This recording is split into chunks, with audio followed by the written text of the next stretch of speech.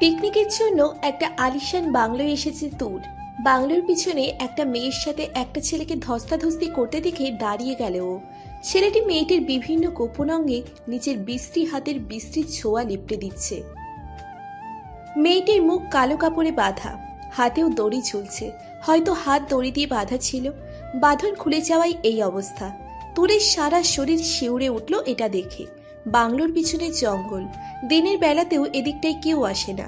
কথিত আছে এইদিকে ভূত আত্মার বাস, কিন্তু তুর নিজের কৌতূহল মেটাতে এদিকে ঘুরতে এসেই এমন একটা দৃশ্য অবলোকন করলো। কিছুক্ষণ পর আরেকজন আগন্তুক এসে মেয়েটির পা শক্ত করে চেপে উঁচু করে ধরল। এরপর দুজন মিলে মেয়েটিকে তুলে নিয়ে গেল জঙ্গলের ভেতর। তুরের হাত পা থরথর করে কাঁপছে, কপালে বিন্দু বিন্দু ঘাম জমেছে, হৃদস্পন্দন দ্রুত গতিতে ছুটছে। ও বড় বড় পা ফেলে বাংলোয় ফিরে আসে। বাংলোর ভিতরে বসে আড্ডা দিচ্ছে তারিন, তিশান আর তুরের মা বাবা, তিশানের মা বাবা, চাচা চাচি সহ আরও দুটো ভাই এবং একটা বোন। মূলত ফ্যামিলি প্রোগ্রাম এটা। তুর কাউকে কিছু না বলে নিজেদের জন্য যে ঘরটি ঠিক করা হয়েছিল সে ঘরে চলে যায়। মিরন তিশানের বন্ধু, রিমি রাফি তিশানের চাচাতো ভাই বোন। তিশান তারিনের স্বামী, 1 মাস হয়েছে ওদের বিয়ের। আর তুর হলো তারিনের ছোট বোন। ঘণ্টাখানেক পর দরজায় কড়াঘাতের শব্দ পেয়ে তুর দরজা খুলে দিল। তারিন আর তিশান সন্দিহান দৃষ্টিতে ওকে ঘুরে ঘুরে দেখছে। তুরের চোখে মুখে ভয়ের ছাপ এখনো স্পষ্ট। কি হয়েছে তোর? আমরা ঘুরতে যাব, তোর মনে নেই? রেডি হসনি কেন? তারিনের কথা নিশ্চুপ থেকে শ্রবণ করল তুর। সচক্ষে দেখা ভয়ানক ঘটনার রেশ এখনো কাটেনি। তুরের চোখ দিয়ে পানি পড়তে শুরু করলো। হঠাৎ বিনা মেঘে বর্ষণ হওয়ায় তিশান তারিন দুজনেই হতভম্ব। তারিন ভিতরে এসে তুরকে জড়িয়ে ধরে। তুর এবার শব্দ করে কেঁদে ওঠে। তিশান তুরের কান্না দেখে তারিনকে নিচু স্বরে বলে, ওকে খাটে বসাও তারিন। তারিন তুরকে নিয়ে খাটে বসিয়ে দিল। তিশান পানি এনে তুরকে খাইয়ে দেয়। তুর পানি খেয়ে কিছুটা শান্ত হয়। তিশান জিজ্ঞেস করে, কি হয়েছে তোর? কাঁদছো কেন? ভালো লাগছে না ঘুরতে? তুর তিশানের দিকে এক নজর তাকিয়ে মাথা নত করে বসে থাকে। ইতিমধ্যে রিমি, রাফি ও মিরনও ঘরে চলে এসেছে। তুরকে কাঁদতে দেখে সবাই বিস্মিত। মিরন দরজা লাগিয়ে দিল। বাড়ির বড়রা এভাবে তুরকে দেখলে চিন্তায় পড়ে যাবে সেজন্য। তুরকে ঘিরে বসে আছে সবাই। তুর এবার সবার উপস্থিতিতে একটু সাহস পায় কথা বলার। আমি বাংলোর পেছনে গিয়েছিলাম, ওখানে দুটো লোক একটা মেয়েকে জোর করে তুলে নিয়ে গিয়েছে। মেয়ের শরীরে হাত দিচ্ছিল, মেয়েটার মুখ বাঁধা ছিল। তুর তুতলিয়ে কথাগুলো বলতেই সবাই চকিত দৃষ্টিতে তুরের দিকে তাকায়। তারিন চোখ রাঙিয়ে বলে, তুই গিয়েছিলি কেন ওখানে? জানিস না সবাই বলেছে ওখানে খারাপ কিছু আছে, ভূত আছে। যে দেখেছিস ওসব তোর মনের ভুল। সারাদিন ক্রাইম পেট্রোল দেখে দেখে আজ তোর এই অবস্থা। তুর আর কিছু বলল না, কারণ তারিন কিছু শুনবেই না, বরং চিল্লাবে, রাগ করবে। তারিন তুরকে তৈরি করে দিল। এরপর সকলে মিলে ঘুরতে বের হয়। সন্ধ্যার কিছুক্ষণ পূর্বে সবাই ফিরে আসে বাংলোয়। 3 দিনের জন্য ঘুরতে এসেছে ওরা। তারিনের বিয়ের 1 মাস পূর্ণতার উপলক্ষে রাতে সবাই খেয়ে ঘুমিয়ে পড়ে, কিন্তু তুরের চোখে ঘুম নেই। পাশে রিমি কাঁথা মুড়ি দিয়ে ঘুমোচ্ছে। জানালা খোলা, বুনো ভারী বাতাস আসছে জানালা দিয়ে। সেই সাথে ভেসে আসছে শুভ্র বেলি ফুলের তীব্র ঝাঁঝালো সুগন্ধ। বাইরে শুকনো গাছের ডাল ভেঙে পড়ায় মর্মর আওয়াজ কানে যেতেই উঠে বসে তুর। জানালার কাছে গিয়ে দাঁড়াই ও। চারিদিকে ঘুটঘুটে অন্ধকার, তবুও জঙ্গলের দিকটা কিছুটা আলোকিত দেখাচ্ছে। একটা হারিকেন দেখা যাচ্ছে, কেউ সেটা ধরে নিয়ে হেঁটে যাচ্ছে জঙ্গলের ভিতর। ভয়ে তুরের চোখ স্বয়ংক্রিয়ভাবে আবদ্ধ হয়ে আসে। হাত থেকে ওটা গড়িয়ে পড়ে মেঝেতে। বেশ কিছুক্ষণ এভাবে কেটে যাওয়ার পর তুর চোখ মেলে তাকায়। ওড়না ভালো করে বুকসহ কোমরে পেঁচিয়ে নেয়। ফোন হাতে বেরিয়ে পড়ল ঘরের বাইরে। এবার 2-3 জনের দেখা মিলল তুরের। তারা কথা বলতে বলতে এগিয়ে যাচ্ছে জঙ্গলের দিকে। তুর ওদের অনুসরণ করছে, ফোনে নোট করছে দিক নির্দেশনা। কত পা কোন দিকে যাচ্ছে সবকিছু নোট করে নিচ্ছে, যেন ফেরার পথে কোনো অসুবিধে না হয়। ওদের অনুসরণ করতে করতে তুর পৌঁছে গেল এক পোড়ো বাড়ির কাছে। ওখানে বেশ কয়েকটা লোক আছে, কিন্তু সবাই বাড়ির ভিতরে। তুর বাড়ির পিছনের সব জানালাগুলোর কাছে গিয়ে জানালা খোলার চেষ্টা করলো, কিন্তু সবগুলোই বন্ধ। একটি মাত্র জানালা শুধু খোলা, হয়তো লাগাতে ভুলে গেছে, না হলে এটা লাগেই না ভেবে তুর উকি দিল জানালার ফাঁকে। ভেতরে প্রায় 10-12টা মেয়েকে বেঁধে রাখা হয়েছে। সবার শরীরে কালশিটে দাগ, কপাল গাল থেকে এখনো তরল রক্ত গড়িয়ে পড়ছে। সবার হাত পা বাঁধা, কারোর শরীরের কাপড় ঠিক নেই। ভয়ে অসাড় হয়ে আসলো তুরের পা। তবুও হৃদয়ে মনোবল জুগিয়ে কয়েকটা ছবি তুলে নিল ও। পিছনে কারোর আসার শব্দ শুনতেই বসে পড়ল তুর। তুরের বুক ধক করে উঠল। গোপনে ও শুনতে লাগলো তাদের কথা। 7 দিনের মধ্যে ডেলিভারি দিতে হবে 25টা মেয়ে, এখন 23টা জোগাড় করা হয়েছে। জলদি আরও 2টো ম্যানেজ করা শুরু কর, না হলে বস আমাদের ছাড়বে না। আর 2টি মেয়ে জোগাড় করা হয়ে গিয়েছে, জামালের কাছে আছে বাকি 2টো। কালই আনা হবে ওদের, টেনশন করিস না। কণ্ঠস্বর ক্ষীণ হতেই তোর বুঝলো ওরা চলে গিয়েছে। দ্রুত পায়ে ধপ ধপ শব্দের সঙ্গে ও ফিরে আসে বাংলোয়। ফোন চালু করে ছবিগুলো এক নজর দেখে ও দিশেহারা হয়ে যায়। কি করবে ও? কিভাবে করবে? কিভাবে বাঁচাবে মেয়েগুলোকে? সব জেনে শুনেও চুপ করে থাকা সম্ভব না তোরের পক্ষে। সকাল হতেই তোর ওদের 5 জনকে ডেকে সবটা জানায়, কিন্তু কেউ বিশ্বাস করে না। সবাই ভাবে তোর স্বপ্ন দেখেছে, কিন্তু তোর তখনই সবাইকে অবাক করে দিয়ে ফোন বের করে ছবিগুলো দেখালো। ছবি দেখে সবাই বিস্ময়ে কিং কর্তব্য বিমূঢ়। তেশান, মিরর, রাফি একে অপরের দিকে চাওয়াচাই করলো। তোর অশান্ত দৃষ্টিতে মেঝের দিকে তাকিয়ে নিজের নখ খুঁজতে খুঁজতে ছটপট করছে। তেশান তুরের কাঁধে হাত রেখে কোমল কণ্ঠে বলল, চিন্তা করো না তোর, আমার এক বন্ধু আছে, আগে এসআই ছিল, কিন্তু মিশন বীরত্বের সাথে কমপ্লিট করায় প্রমোশন পেয়ে পুলিশ কমিশনার হয়েছে। আমি ওকে জানাচ্ছি সবটা, ও চলে আসবে এখানে, ও বাঁচাবে ওদের। তুর কেঁদে উঠল তিশানের কথায়। এই ঘটনায় মানসিকভাবে একটা মারাত্মক ধাক্কা খেয়েছে তুর। সেটা বুঝতে পেরে তারিন তুরের কাছেই বসে থাকে। তিশান তারিনকে নিষেধ করে বাবা মাকে এই ঘটনা জানাতে। যথারীতি তিশান তার বন্ধুকে বলে এবং ঘন্টা 3 মধ্যেই তার বন্ধু এসে হাজির। বাড়ির সবাইকে তিশান বলে ওর বন্ধুও পিকনিকে অংশ নিতে এসেছে, সুতরাং আরও কয়েকদিন এখানে থাকতে হবে ওদের। সবাই মেনে নিয়ে প্রকৃতির সৌন্দর্য উপভোগ করতে শুরু করে। তিশান তার বন্ধুকে নিয়ে ঘরে আসে। তারিন, তুজু এসে গিয়েছে। তুর্য ঘরে ঢুকেই প্রথমেই তাকালো বিছানায় ভয়ে আড়ষ্ট হয়ে বসে থাকা মেয়েটির দিকে। বাচ্চা একটা মেয়ে ভয়ে গুটিসুটি মেরে বসে আছে তারিনের বুকে মাথা রেখে। তুর্য সবাইকে বাইরে যেতে বলে। অনেকক্ষণ ধরে সবাই এ ঘরে আছে, সবাই গিয়ে বাইরে ঘোরাঘুরি করুক, আমি তারিন আর তিশান আছি তুরের কাছে। সবাই বেরিয়ে যেতেই তুর্য চেয়ার টেনে বসল। তীক্ষ্ণ দৃষ্টিতে তুরের দিকে তাকিয়ে জিজ্ঞেস করল, কি দেখেছো তুমি? তুর স্বল্প স্বরে ডুকরে কেঁদে উঠল। ভয়েই এই অবস্থা। মাঝে মাঝেই কেঁদে উঠছে ও। তুর্য তিশানের দিকে তাকিয়ে কিছু একটা ইশারা করল। তিশান নিরাশ কণ্ঠে তারিনের দিকে তাকায়। তারিন, তুরকে রেখে বাইরে আসো। কথাটা তুরের কান অব্দি পৌঁছল না। একটা ঘোরের মধ্যে চলে গিয়েছে মেয়েটা। অধর যুগল কাঁপছে অনবরত। তুর্য তুরের পাশে এসে বসে। মৃদুস্বরে জিজ্ঞেস করে, কি দেখেছো বলো? তুরের কানে মানুষের কণ্ঠ পৌঁছাতেই ও চোখ বুজে ঝাঁপিয়ে পড়ে সামনে থাকা মানুষটার বুকে। আচমকা তুরের এমন কাণ্ডে তুর্য হকচকিয়ে যায়। পিছনের দিকে ঢলে পড়তে গিয়েও নিজেকে সামলে নেয়। তুরের তখন খেয়াল নেই ওর সামনে কে আছে। তারিন মনে করে ও শক্ত করে চেপে ধরল তুর্যকে। অপরিচিত এক মেয়ের স্পর্শে তুর্যর সারা শরীরে এক অদ্ভুত শিহরণ বয়ে গেল। তুর ওর বুকে মাথা রেখে ফুপিয়ে ফুপিয়ে কাঁদছে। ওই বাড়িতে অনেক মেয়ে, সবাইকে মেরেছে ওই লোকগুলো। ওদের বাঁচাও তোমরা, ওদের পাচার করে দিবে ওরা। তুরের থেমে থেমে বলা কথাগুলো তুর্যর কর্ণকুহরে পৌঁছতেই তুর্য কেঁপে ওঠে। তুর এবার তুর্যর পিঠে নিজের নখ বসিয়ে দিল। ব্যথায় কুকড়ে ওঠে তুর্য, তবুও চুপ করে থেকে সবটা শ্রবণ করছে ও। তুর হঠাৎ স্তব্ধ হয়ে যায়, ঢলে পড়ে তুর্যরই বুকেতেই। হাত আগলা হয়ে আসে। তুর পড়ে যাবে এমন মুহূর্তে তুর্য নিজের বাহুডোরে আবদ্ধ করে নিল তুরকে। সন্তর্পণে তুরকে শুইয়ে দিল খাটে। বালিশে মাথা রেখে উঠে আসতে তুর তুর্যর হাত চেপে ধরে। বিড়বিড় করে বলে, যেও না, ভয় করছে আমার, ওরা আমাকেও নিয়ে যাবে। তুর্য এক নজর তুরের দিকে তাকিয়ে হাত ছাড়িয়ে বাইরে বেরিয়ে আসে। তারিনকে বলে তুরের কাছে গিয়ে থাকতে। এরপর তিশানকে নিয়ে বাংলোর পিছনে এসে দাঁড়ায়। তিশান তুরের বলা প্রতিটা শব্দ হুবহু বর্ণনা করে শোনাচ্ছে তুর্যকে। তুর বেঘরে ঘুমোচ্ছে।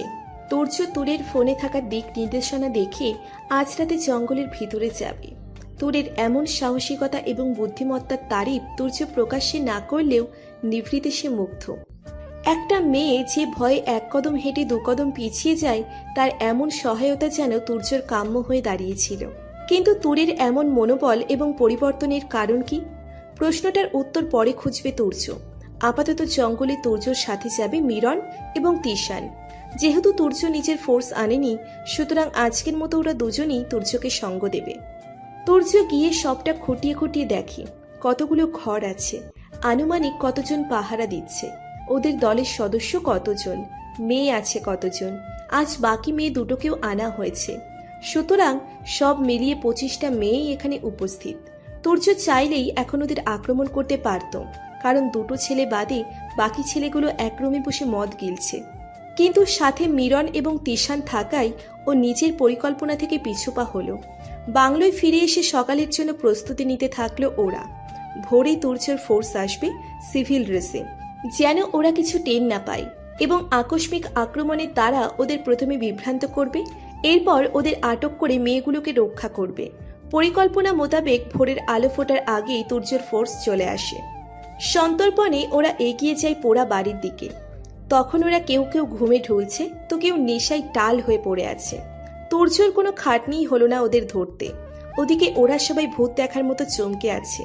এই জায়গার হদিশ পেল কোথা থেকে পুলিশ, ভেবে পাচ্ছে না ওরা। তার উপর অবাক হলো এখানকার লোকাল পুলিশদের না দেখে।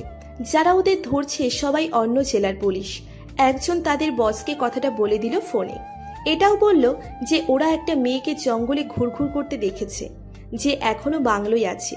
তুর্য ওকে কথা বলতে দেখে পেছন থেকে ওর পিঠে লাথি মারে, ছেলেটি পড়ে যায়। এরপর উঠে পাশ থেকে একটা রামদা নিয়ে তুর্যর পায়ে কোপ দিল। এরপর ওখান থেকে পালিয়ে গেল। তুর্যর পা কেটে মাংস বেরিয়ে গিয়েছে।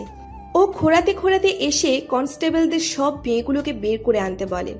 এরপর বাংলোর সামনে এসে মেয়েগুলোকে হ্যান্ড ওভার করে লোকাল থানার ওসির কাছে।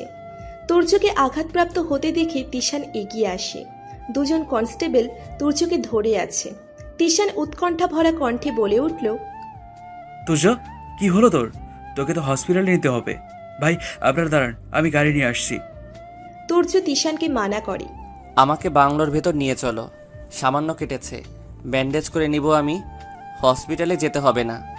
তিশান ক্রোধান্বিত স্বরে বলে, সামান্য কেটেছে? মাংস বেরিয়ে এসেছে, এটা সামান্য? তুর্য কাতর কণ্ঠে বলে। তোর কোথায়? তিশান তুরের নাম শুনে চকিত দৃষ্টিতে তাকায়। এরপর সন্দিহান চোখে তুর্যকে প্রশ্ন করে, ঘুমাচ্ছে কেন? ওর লাইফ রিস্ক আছে, পাচারকারীরা ওকে দেখে ফেলেছে। এমনকি ওদের বস আমাকে মেসেজও দিয়েছে, তুই যদি পারিস তাহলে মেয়েটাকে বাঁচিয়ে দেখা।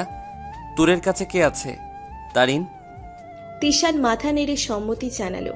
তুর্য বাংলোয় প্রবেশ করতেই সবার কাছে সবটা খোলসা হয়ে যায়।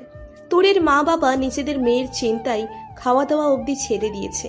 তুর্য পায়ে ব্যান্ডেজ করে সামনে তাকিয়েই বলে, ওদের নজর এখন আমার আর তোরের ওপর। এই গ্যাংটা বুলেটের গ্যাং। আমি দীর্ঘ 7 মাস ধরে বুলেটকে খুঁজছি, কিন্তু পাইনি।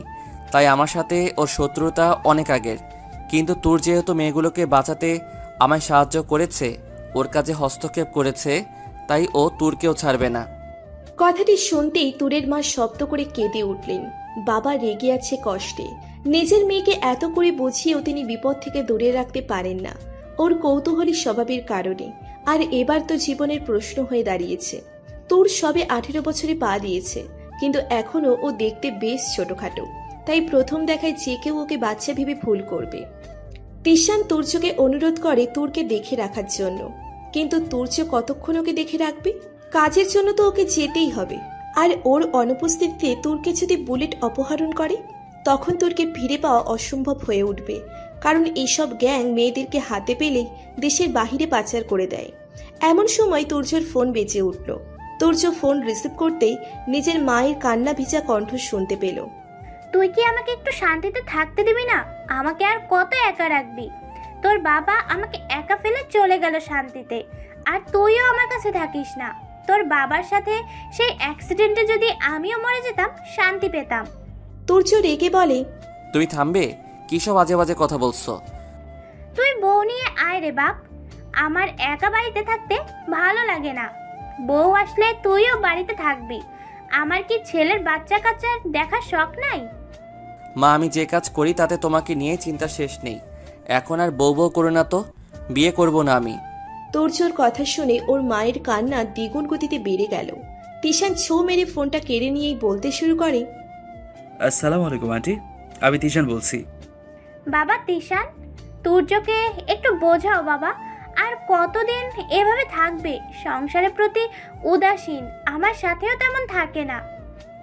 আন্টি চিন্তা করো না, আমি আজই তুর্যকে বিয়ে দিয়ে আনছি। পাত্রী আমার নিজের শালিকা, নাম তোর। ভারী মিষ্টি একটা মেয়ে, দেখবে তোমার ঠিকই পছন্দ হবে। সত্যি বাবা? তোমার পছন্দের উপর আমার পূর্ণ ভরসা আছে। আমি অপেক্ষা করছি তোমাদের জন্য, তোমরা আসো জলদি। তিশান ফোন কেটে দিতে তুর্য গম্ভীর গলায় বলল, এগুলো কি তিশান? কি বললি মাকে? কারোর অনুমতি ছাড়া, আমার মতামত, তুরের মতামত ছাড়া, এমনকি তুরের মা বাবার মতামত? আব্বুদের আমি বুঝিয়ে বলেছি। তাছাড়া এখানে তোরের পছন্দের আগে ওর জীবন। তুই ছেলে হিসেবে পারফেক্ট, চাকরি করিস, ভালো টাকা মাইনে পাস। তোরের বডিগার্ড হিসেবে তোর মতো একজন পাওয়া দুষ্কর। আমি জানি সবাই রাজি হবে। কিন্তু আমি রাজি নই। তুরের জীবন আমার কারণে নষ্ট হোক, সেটা চাই না আমি। তোর চাওয়া না চাওয়ায় কিচ্ছু বদলাবে না। আমরা এক্ষুনি এখান থেকে বেরিয়ে পড়বো। কাজী অফিসে গিয়ে তোদের বিয়ে দিয়ে একবারে তোদের বাড়িতে যাব। কথাটি বলেই তিশান বেরিয়ে যায় ও ঘর থেকে। তুর্য আহত পা নিয়েই উঠে দাঁড়ায় তিশানকে বাধা দিতে, কিন্তু ব্যর্থ হয়। একা উঠে দাঁড়ানো সম্ভব না ওর পক্ষে। বিয়ের আগ মুহূর্তে তোর আর তুর্যকে আলাদা ঘরে পাঠানো হয় কথা বলার জন্য। তোর তুর্যকে প্রথমে যে কথাটি বলে সেটা শুনতেই তুর্য কিঞ্চিত কেঁপে ওঠে। আমি একজনকে পছন্দ করি তুর্য ভাইয়া, তার নাম রোদ্দুর, আমার প্রিয় রোদ্দুর। আমি আপনাকে বিয়ে করব একটা শর্তে। আমাদের বিয়েটা হবে ঠিক 6 মাসের জন্য, যেটা আপনি আর তিশান ভাইয়া জানবে। এই 6 মাসের মধ্যে আপনি বুলেটকে ধরবেন, তারপর আমার লাইফ আমার, আপনার লাইফ আপনার। তাছাড়া আপনিও তো বিয়ে করতে চাননি, তাই এটাই ভালো উপায়। তুর্যর কণ্ঠস্বর রুদ্ধ হয়ে আসে। সংক্ষেপে অস্ফুট স্বরে বলে, আচ্ছা। বিয়ে সম্পন্ন হতেই তুরের বাবা তুরকে তুর্যর হাতে তুলে দিলেন। তারা বাড়ি ফিরে যাবেন এবং মিরন, রাফি, রিমি, তারিন, তিশান তুর্যদের সঙ্গে যাবে। তুর্যদের বাড়ি পৌঁছাতেই তুরের চোখ চরক গাছ। দোতলার শৌখিন একটা বাড়ি, অনেকটা জায়গা জুড়ে বাড়িটি। চারপাশে উঁচু বর্ডার, ভেতরে বাগান এবং কেন্দ্রে বাড়ি। একটা সানে বাঁধানো পুকুরও আছে, একটা গাড়ি আছে। তোর ভ্রু কুচকে তাকায় তুর্যর দিকে, মুখ ভেঙচি দিয়ে বলে, চাকরির বয়স তো শুনেছি 6 বছর, এর মাঝেই এত কিছু? ঘুষ কি দুবেলাই খান? তুর্য আর চোখে তাকিয়ে উত্তর দেয়, এটা আমার বাবার বাড়ি, স্বপ্নভিলা। তিনি অনেক শখ করে বানিয়েছেন বাড়িটি তার প্রেয়সী, প্রিয়তমা এবং অর্ধাঙ্গিনীকে উপহার দেওয়ার জন্য। আমার দাদা ব্যবসায়ী ছিলেন, বংশানুক্রমে বাবাও ব্যবসায়ী। সুতরাং টাকার অভাব না আগে ছিল, না এখন আছে। সেজন্য ঘুষ খেতে হয় না আমায়। তোর তুর্যর কথার পাত্তা না দিয়ে চারপাশটা দেখতে লাগলো। ফুলের বাগানের পরিচর্যা দেখে মুগ্ধ হয় ও। দুজন মালি আছে ওদের। তোর প্রশ্ন করে, এ বাড়িতে কে কে থাকে? আমার মা, এক বিধবা খালা, দুজন মালি আর তাদের পরিবার। ও আচ্ছা, তো আপনি চাকরি করছেন কেন? এত টাকার ব্যবসা আছে, সেটা দেখলেই পারেন। শুধু শুধু ঝামেলায় জড়িয়েছেন, লোকে ঠিকই বলে। তারিন কৌতূহলী কণ্ঠে জিজ্ঞেস করে, কি বলে? সুখে থাকতে ভূতে কিলাই, আর এখন দেখছি তোমাদের তুর্য ভাইয়ের সাথে আমারেও কিলাই। তোরের কথা শুনে সবাই ঠোঁট টিপে হাসে। মেয়েটা এখন আগের তুলনায় স্বাভাবিক হয়েছে। ভয় পেয়ে একেবারে চুপসে গিয়েছিল, এখন আবার আগের মতো হচ্ছে। সবাই নেমে দরজার কাছে এসে দাঁড়ায়। তাহিরা বেগম দাঁড়িয়ে আছেন ওদের অপেক্ষায়। তিশান আর মিরন তুর্যকে ধরে রেখেছে। তাহিরা বেগম তুর্যকে দেখেও না দেখার ভান করে আশেপাশে চোখ বুলাতে লাগলেন। তিশান হেসে বলে, আন্টি, তোমার ছেলে এখানে ল্যাংড়া হয়ে দাঁড়িয়ে আছে, আর তুমি আশেপাশে তাকাচ্ছ। কি খুঁজছো বলো তো? তাহিরা বেগম উদাসীন কণ্ঠে জবাব দিলেন, এগুলো দেখতে দেখতে অভ্যস্ত হয়ে গেছি। কয়েকদিন পর পরই হাত পা ভেঙে ঘরে বসে থাকা তো ওর স্বভাব। আমার বৌমা কোথায় সেটা বলো। তোর এবার সবার সামনে এসে দাঁড়ালো। তাহিরা বেগমের পায়ে হাত দিয়ে সালাম করে উঠে দাঁড়াতেই তাহিরা বেগম তোরের মাথায় হাত বুলিয়ে বললেন, ভারী মিষ্টি মেয়ে তুমি। তিশান, এই বাচ্চাটা কে? আর তুর্যর বউ কোথায়? আমি তো আর তর সইতে পারছি না। সবাই তাহিরা বেগমের উদ্বেগ দেখে মৃদু মৃদু হাসছে। তোর বোকার মতো দাঁড়িয়ে নিজের পা থেকে মাথা অবধি চোখ বুলিয়ে নিল। তোরের কাণ্ড দেখে তুর্যবাদে সবাই উচ্চস্বরে হেসে দিল। তিশান হাসতে হাসতে বলল, আন্টি তোমাকে যে সালাম করেছে ওটাই তোমার বৌমা। তাহিরা বেগম যেন বড়সড় একটা ধাক্কা খেলেন। আহত কণ্ঠে বললেন, শেষে কিনা এই তুর্য বাল্যবিবাহ করলো? পুলিশ হয়ে এমন অনৈতিক কাজ! তোর এবার কিছুটা রেগে গিয়ে বলে, আমি ছোট নয়, 18+। সবাই আমাকে ছোট বলো কেন? আমি অ্যাডাল্ট। শুধু খাটো আর মোটা বলে সবাই আমাকে নিয়ে মজা করো। তোরের অভিমান দেখে এবার সবাই ঠোঁট টিপে হাসল। তাহিরা বেগম তোরকে টেনে জড়িয়ে ধরে বললেন, আসলেই তো আমাদের অনেক বেশি মজা করা হয়ে গিয়েছে। এই আর কেউ মজা করবে না আমার তোর পাখির সাথে। আর তোর পাখিকে মোটা কে বলছে? তোর ঠোঁট উল্টিয়ে নালিশ করে। তিশান ভাইয়া আমাকে সবসময় মোটু বলে। তিশান ভ্যাবাচাকা খেয়ে চকিত দৃষ্টিতে তাকাই তোরের দিকে। তাহিরা বেগম রাগী গলায় বললেন, তিশান সরি বলো তোরকে। তুমি ওকে মোটু বলে মোটেও ঠিক করনি। তোর বয়সের তুলনায় পারফেক্ট আছে। তিশান তোরের সামনে এসে ওকে কর্নিশ করে বলল, দুঃখিত তোর পাখি, আপনাকে মোটু বলার অপরাধে আমার গর্দান নেবেন না দয়া করে, তাহলে আপনার বোন বিধবা হয়ে যাবে। ওকে ওকে, এবার আমার ব্যাগগুলো আমার ঘরে দিয়ে আসো, আমি গোসল করব। আচ্ছা আমার রুম কি উপরে? তাহিরা বেগম বললেন, পুরো বাড়িটাই তোমার, যে রুমে থাকতে চাও থাকো। কথাটি শুনতেই তোর সারা বাড়ি ঘুরে ঘুরে দেখতে শুরু করে। সারা বাড়ি মাতিয়ে রাখে নিচের মিহি কণ্ঠে। রাফি আর রিমা চা খেয়েই বাগান ঘুরতে বের হয়। মিরন সবার সাথে বসে আড্ডা দিচ্ছে। তুর্যর নজর সিঁড়ির উপর দাঁড়িয়ে থাকা মেয়েটির দিকে, যে তুর্যর ঘরের সামনে একবার গিয়ে ফেরত এসেছে আর এখন ওকে দিয়ে দেখছে ঘরটা। সন্ধ্যার কিছুক্ষণ পূর্বেই চলে গেল সবাই। মালি চাচা সেই তুর্যকে ঘরে বসিয়ে রেখে যায়। তুর্য ফোনে কিছু একটা দেখছে, সেই সাথে ওর কপালের রগগুলো ফুলে উঠছে। তোর তার শাশুড়ি মায়ের সঙ্গে গল্পে মত্ত। রাতে তোরকে খাইয়ে দিয়ে তুর্যর জন্য খাবার নিয়ে উপরে আসেন তাহিরা বেগম। তুর্যকে নিজে হাতে খাইয়ে দিচ্ছেন উনি। তোরও আসে এ ঘরে। অন্যান্য ঘরের তুলনায় এ ঘরটা বেশ বড় এবং আকর্ষণীয়, কারণ এ ঘরের মধ্যে আরও একটা ঘর আছে, যেটা তুর্যর লাইব্রেরি। কিন্তু সমস্যা হলো তাহিরা বেগম হার্টের পেশেন্ট, সুতরাং তোর ভেবেছে যে কদিনও এখানে থাকবে সে কদিনও তাহিরা বেগমের দেখাশোনা করবে। যথেষ্ট ভালো মানুষ উনি এবং তোরের পর্যাপ্ত খেয়ালও রাখে। তোর ঘরে আসতেই তাহিরা বেগম হাত ধুয়ে প্লেট নিয়ে বেরিয়ে যান। তুর্যর পাশে এসে বসে। তুর্য স্বাভাবিক কণ্ঠে জিজ্ঞেস করে, তুমি এত ভয় পেয়েও ওসব কাজ করলে কিভাবে? মানে ছবি তোলা, দিক নির্দেশনা? তোর নিমেষেই তাকিয়ে উত্তর দিল, এটাই আমার বদ অভ্যাস, রোগ বললেও চলে। আমি কৌতূহলে রোগে আক্রান্ত। আমি মরে গেলেও আমার কৌতূহল থামাতে পারি না। তুর্য কিঞ্চিত ভ্রুকুচকে তুরের দিকে তাকায়। সন্দিহান দৃষ্টিতে তাকিয়ে জিজ্ঞেস করে, এত কৌতূহল কিসের? যেখানে তুমি জানো যে তোমার জীবনের ঝুঁকি আছে সেখানেও চলে যাও। তোর নির্লিপ্ত দৃষ্টিতে মেঝের দিকে তাকায়। চোখ দুটো ঝাপসা হয়ে আসছে পানিতে। তুর্য তোরের এই অবস্থা দেখে বিব্রতকর পরিস্থিতিতে পড়ে যায়। তুর্য কিছু বলতে যাবে তার আগেই তোর বলতে শুরু করে, 3 বছর আগের কথা, আমি তখন ক্লাস 9-এ পড়ি। আমি এবং আমার বন্ধু নীতি, আমরা দুইজন স্কুল থেকে ফিরছিলাম। আমি দোকানে যাই চকলেট কিনতে। নীতি তখন রাস্তার মোড়ে দাঁড়িয়েছিল। আমি চকলেট কিনে রাস্তায় আসতেই দেখি একটা মাইক্রোবাসে করে কিছু মানুষ এসে নীতিকে জোর করে তুলে নিল গাড়িতে। রাস্তায় অনেক মানুষ, গাড়িটার পিছু নিয়েও ধরতে পারল না। পুলিশে খবর দেওয়া হলো, গাড়ির নম্বর, প্লেটের নম্বর বলা হলো, কিন্তু পুলিশ জানালো এই নম্বরে কোনো গাড়ি নেই। নীতির সেই আত্মনাদ আজও আমার কানে ভাসে।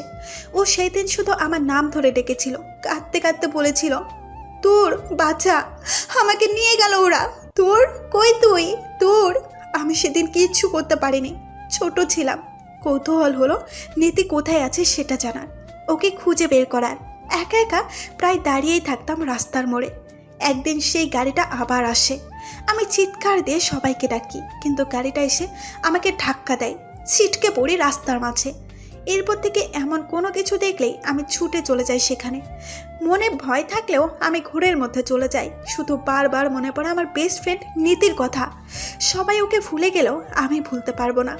সায়েন্স ছেড়ে আর্টস নিয়ে পড়তে চেয়েছিলাম, শুধু পুলিশ হব বলে। কিন্তু বাড়ি থেকে রাজি হলো না। সবাই জানে আমি কৌতূহলী, কিন্তু আমি যে এক অজ্ঞাত গোয়েন্দা সেটা কেউই জানে না। অগোচরে যে আমি আজও নীতিকে খুঁজি সেটা কেউ জানে না। আচ্ছা, আপনি তো পুলিশ, আপনি পারবেন আমার বন্ধুকে খুঁজে আনতে? তুর্য বিস্ময়ে কিংকর্তব্য বিমূঢ়, হতবাক ও দূরের কথা শুনে ভারী গলায় জিজ্ঞেস করলো ও। শুধু বন্ধুর জন্য আজ তোমার এই দশা? তোর চোখের পানি ছেড়ে দিয়ে বলে, শুধু বন্ধু নয়, ও আমার বোন, আমার যমজ বোন নীতি। সবাই হাল ছেড়ে দিয়েছে, কিন্তু আমি ছাড়তে পারবো না। সবাই আমার কথা ভেবে আর ঝামেলা করেনি, কারণ পুলিশ পরবর্তীতে একটা লাশ পায়, সেটা হুবহু নীতির মতো, কিন্তু মুখ থেতলে দেওয়ায় সারা শরীর আগুনে ঝলসানো। সবাই বিশ্বাস করে ওটা নীতি, কিন্তু আমি আজও জানি আমার বোন বেঁচে আছে। আমি অনুভব করতে পারি ওকে। যে যাই বলুক না কেন, আমি যতদিন বাঁচবো ততদিন ওকে খুঁজবো। ও বলেছিল আমায় চকলেটও কিনবে, আমি যেন রাস্তায় দাঁড়িয়ে থাকি, কিন্তু আমি জোর করেছিলাম। আজ আমার জন্য ও এখানে নেই। সব কিছুর জন্য আমি দায়ী, শুধুমাত্র আমি। তোর কাঁদতে কাঁদতে দেওয়ালের সাথে মিশে যায়। হেলান দিয়ে কিছুক্ষণ বসে থেকে বলে, আমাকে এসব থেকে, এই দুশ্চিন্তা থেকে সেদিন একটা মানুষ বের করেছিল, রোদ্দুর জুহাইয়ের। আমার সাথে ওর ফেসবুকে আলাপ। ও নিজেই আমাকে নক দিত, বিভিন্ন গল্প শোনাতো, মন খারাপ থাকলে হাসাতো, চিঠি লিখতো, সেটা ছবি তুলে আমাকে পাঠাতো। আমিও লিখেছি অনেক চিঠি, কিন্তু কখনো তার ছবি তুলে তাকে দিতে পারিনি। নীরবে তাকে প্রিয় বানিয়েছি, গোপনে তাকে অনুভব করেছি তারই অজান্তে। আমি জানি না সে এখন কোথায়, কিভাবে আছে, কিন্তু আমার খোঁজার তালিকায় তার নামটাও আমি তুলে রেখেছি। তোর্য দূরের দিকে তাকিয়ে মৃদু হাসল। এত চিন্তার মাঝেও মেয়েটা সারাদিন হই হুল্লোড়ে মেতে থাকে, সবাইকে মাতিয়ে রাখে, আর তার মনেই এত দায়ভার। তোর্য তোরকে শুয়ে পড়তে বলে। তোর শুয়েও পড়ে। খানিকক্ষণ বাদে তোর উঠে বসে। আপনি আমাকে বাঁচানোর জন্য যে বিয়ে করেছেন, আপনার প্রতি আমারও কিছু দায়িত্ব কর্তব্য আছে। আপনি শুয়ে পড়ুন, আমি আপনার পা ঠিক করে দিচ্ছি। তোর তুর্যের পা সন্তর্পণে একটা বালিশের উপর রেখে ওর মাথা তুলে বালিশে রাখল। তুর্য নিমেষেই তাকিয়ে দেখছে তোরকে। মেয়েটার চোখ মুখ বসে গিয়েছে কাঁদতে কাঁদতে। তুর্যকে শুইয়ে দিয়ে ওর পাশে জায়গা করে নিজেও শুয়ে পড়ে তোর। লাইট জ্বলছে, ফ্যান চলছে পুরো দমে, তবুও ঘেমে অবস্থা খারাপ তোরের। আজ গরম কি বেশি পড়েছে, নাকি তোর নিজেই আগুন হয়ে গেল বুঝতে পারছে না তোর। কিছুক্ষণ এপাশ ওপাশ করে জানালা খুলে দিল তোর। বাইরের শৈত্য প্রবাহ ভেতরে আসতেই তোর শীতলতা অনুভব করলো। আলোতে ঘুম আসছে না দেখে লাইট অফ করে দিল। বালিশে মাথা রাখতেই তোরের চোখ যায় জানালার বাইরের নারকেল গাছে। গাছের পাতাগুলোর নড়াচড়া দেখে ওর শরীরে কাঁটা দিয়ে ওঠে। তোর্য চাঁদের শুভ্র আলোতেই তোরকে স্পষ্ট দেখতে পাচ্ছে। তোরের ভয়ার্ত চেহারা দেখে ও নিজের এক হাত তোরের হাতের উপর রাখে। তোর তুর্যর দিকে তাকিয়ে দেখে ও ঘুমিয়ে আছে, সুতরাং ঘুমের ঘোরে হাত রেখেছে। তাই তোর নিজেও তুর্যর হাত চেপে ধরে। যতক্ষণ না ঘুম আসছে ততক্ষণ এই হাতই ওর একমাত্র সম্বল। তাছাড়া ও তো তুর্যর হাত ধরেনি, তুর্যর হাত নিজে থেকেই ওর হাতের উপর এসে পড়েছে। তোর তুর্যর হাত উঁচু করে নিজের গলার সাথে পেঁচিয়ে ধরে শুয়ে পড়ল। তোর ঘুমিয়ে যেতেই তুর্য ওর গায়ের উপর কম্বল দিয়ে দিল। ভয়ে কান্নায় লাফালাফি করায় তখন ঘেমে গিয়েছিল, এখন শীতলতায় কাঁপছে ও। নিজের হাত ছাড়াতে গেলেই তোর টুকটুক করে বলল, আপুই, ডিস্টার্ব করো না তো, ঘুমাতে দাও আমায়। তুর্য আশ্চর্য হয়ে তাকালো তোরের দিকে। হাত আর গুটিয়ে নিল না, কিন্তু পরক্ষণেই মনে পড়ল রোদ্দুরের কথা। যে মেয়েটা ওর হবেই না, তার মায়ায় নিজেকে বাঁধবে না তুর্য। তাই হাত সরিয়ে নিল ঝট করে। তোরের ঘুম ভাঙেনি। তুর্য কিছুক্ষণ মাথার উপর ঘুরতে থাকা ফ্যানের দিকে চেয়ে থেকে নিজেও ঘুমিয়ে পড়ল। সকালে ঘুম থেকে উঠতেই তুর্য দেখে তোর ওর জন্য চায়ের কাপ হাতে নিয়ে দাঁড়িয়ে আছে। তুর্য চাহনি দেখে তোর মুচকি হাসে। গুড মর্নিং ভাইয়া, আপনার চা। তোরের মুখ ভাইয়া ডাক শুনে তুর্যের চোখ সরু হয়ে আসে। তোর পাশের টেবিলে চায়ের কাপ রেখে তুর্যকে ধরে হেলান দিয়ে বসিয়ে দেয়। তোরের কাছে তুর্য বাকরুদ্ধ হয়ে যায়। মেয়েটা এতটা স্বাভাবিক থাকে কিভাবে? তোর এক চুমুক চা খেয়ে তুর্যর দিকে কাপটা এগিয়ে দিল। নিন, চা বেশি গরম নেই। তুর্য তীক্ষ্ণ দৃষ্টিতে তোরের দিকে তাকায়। তোর নিজের ভুল বুঝতে পেরে নতমস্তকে সরি বলে। এরপর আবার হেসে উঠে বলল, আসলে আমার অভ্যাস এটা। বাবাইকে যখন চা দিতাম তখন আগে নিজে টেস্ট করে তারপর দিতাম। একবার গরম চায়ে বাবাইয়ের জিভা পুড়ে গিয়েছিল, সেই জন্য। আপনি অপেক্ষা করুন, আমি আবার চা বানিয়ে আনছি। তুর্য তুরের হাত থেকে চায়ের কাপটা নিয়ে এক চুমুক খেলো। এরপর তুরের দিকে তাকিয়ে বলল, থাক, এই চাই ঠিক আছে। এরপরের বার যে চা আনবে সেটা যদি গরম থাকে, জিভ যদি পুড়ে যায়, তার চেয়ে বরং এটাই খাই। আমাকে খোঁচা মারলেন? যাই হোক, উপকার যখন করছেন তখন একটু খোঁচা মারা কথা না হয় শুনলামই। তুর্য তুরের কথা বলার ভঙ্গি দেখে হাসল। তুর্যর পায়ের কাছে বসে ওর পা দেখতে লাগলো। অনেকটা কেটে গিয়েছে তাই না? আমি ব্যান্ডেজ খুলে ড্রেসিং করিয়ে দেব। চিন্তা নেই, আমি মেডিকেলের স্টুডেন্ট, এসব কাজ অনায়াসে করতে পারবো। যাক, নকল বিয়ে করেও একটা সুবিধা হলো, বিনা পয়সায় হাতুড়ে ডাক্তার পাওয়া গিয়েছে। তোর ভ্রু কুচকে তুর্যের দিকে তাকায়। তুর্য ইশারায় বলে, যাও ব্যান্ডেজ করো। তোর কথা না বাড়িয়ে তুর্যর পায়ের ব্যান্ডেজ খুলতে থাকে। তুর্য চায়ের কাপ পাশে রেখে নিজের ফোন গুতাতে থাকে। তোর তুলো দিয়ে কাটা অংশ পরিষ্কার করে দিতে দিতে বলল, আচ্ছা, গাড়ির নম্বর প্লেট এবং রং চেঞ্জ করা যায়, কিন্তু মানুষের চেহারা তো চেঞ্জ করা যায় না, তাই না? প্লাস্টিক সার্জারি করতে তো অনেক খরচ, এটা নিশ্চয়ই এত খরচ করবে না? তুরের প্রশ্নেই তুর্য চোখ তুলে তাকায়। তোর মাথা নত করেই বলছে, যারা নীতিকে নিয়ে গিয়েছে তাদের চেহারার স্কেচ বানিয়েছি আমি। আপনি কি সেগুলো দেখে ওদের খুঁজে আনতে পারবেন? তুর্য বিস্মিত চোখে তুরের দিকে তাকায়। পদে পদে তোর নিজের চোস্ত বুদ্ধিমত্তার পরিচয় দিচ্ছে। মানুষ কোনো দুর্ঘটনার মধ্যে দিয়ে গেলে সেটা তার মস্তিষ্কে গেঁথে যায়, কিন্তু সেটা যখন তার স্মৃতিতে নাড়া দেয় তখন সেই মানুষটি বিভ্রান্ত হতে বাধ্য। এই সময়টা সে তীব্র মানসিক যন্ত্রণার মধ্যে দিয়ে যায়। অথচ তোর সেই যন্ত্রণা সহ্য করেও তার বোনের জন্য সেই সব করেছে যা ওর বাবা মা অবধি করার সাহস পায়নি। তুর্য ছোট করে বলে, স্কেলগুলো দেখাও আমাকে। দাঁড়ান, আগে ব্যান্ডেজটা করে নেই। ব্যথা করছে নাকি অনেক? তুমি এতটা স্বাভাবিক কিভাবে থাকো তোর? কিভাবে? রোদ্দুর শিখিয়েছে কিভাবে ভয়কে জয় করতে হয়, কিভাবে সব বেঠিককে ঠিক করতে হয়, কিভাবে অন্যায়কে প্রতিহত এবং অন্যায় প্রতিষ্ঠায় অবিহিত থাকতে হয়। বলেছিলাম না তার কথা? তুর্য আর কিচ্ছু বলল না। তোর স্কেচগুলো তুর্যর হাতে দিতে দিতেই তুর্য চিৎকার দিয়ে ওঠে। এই লোকটা, তুই শিওর এই লোকটাই ছিল? তোর ক্ষীণস্বরে জবাব দেয়, হ্যাঁ, আমি নিজে দেখেছি, এই লোকটাই ছিল। তুর্যর রাগ মস্তকে চড়ে গেল। চোয়াল শক্ত করে স্কেচের দিকে তাকিয়ে বলে উঠল, বুলেট? তোর বিস্মিত চোখে তাকালো। অবাক হয়ে জিজ্ঞেস করল, এটা বুলেট? তুর্য মাথা নেড়ে হ্যাঁ বলল। তোর নিজেকে শান্ত করে তুর্যর জন্য খাবার আনতে গেল।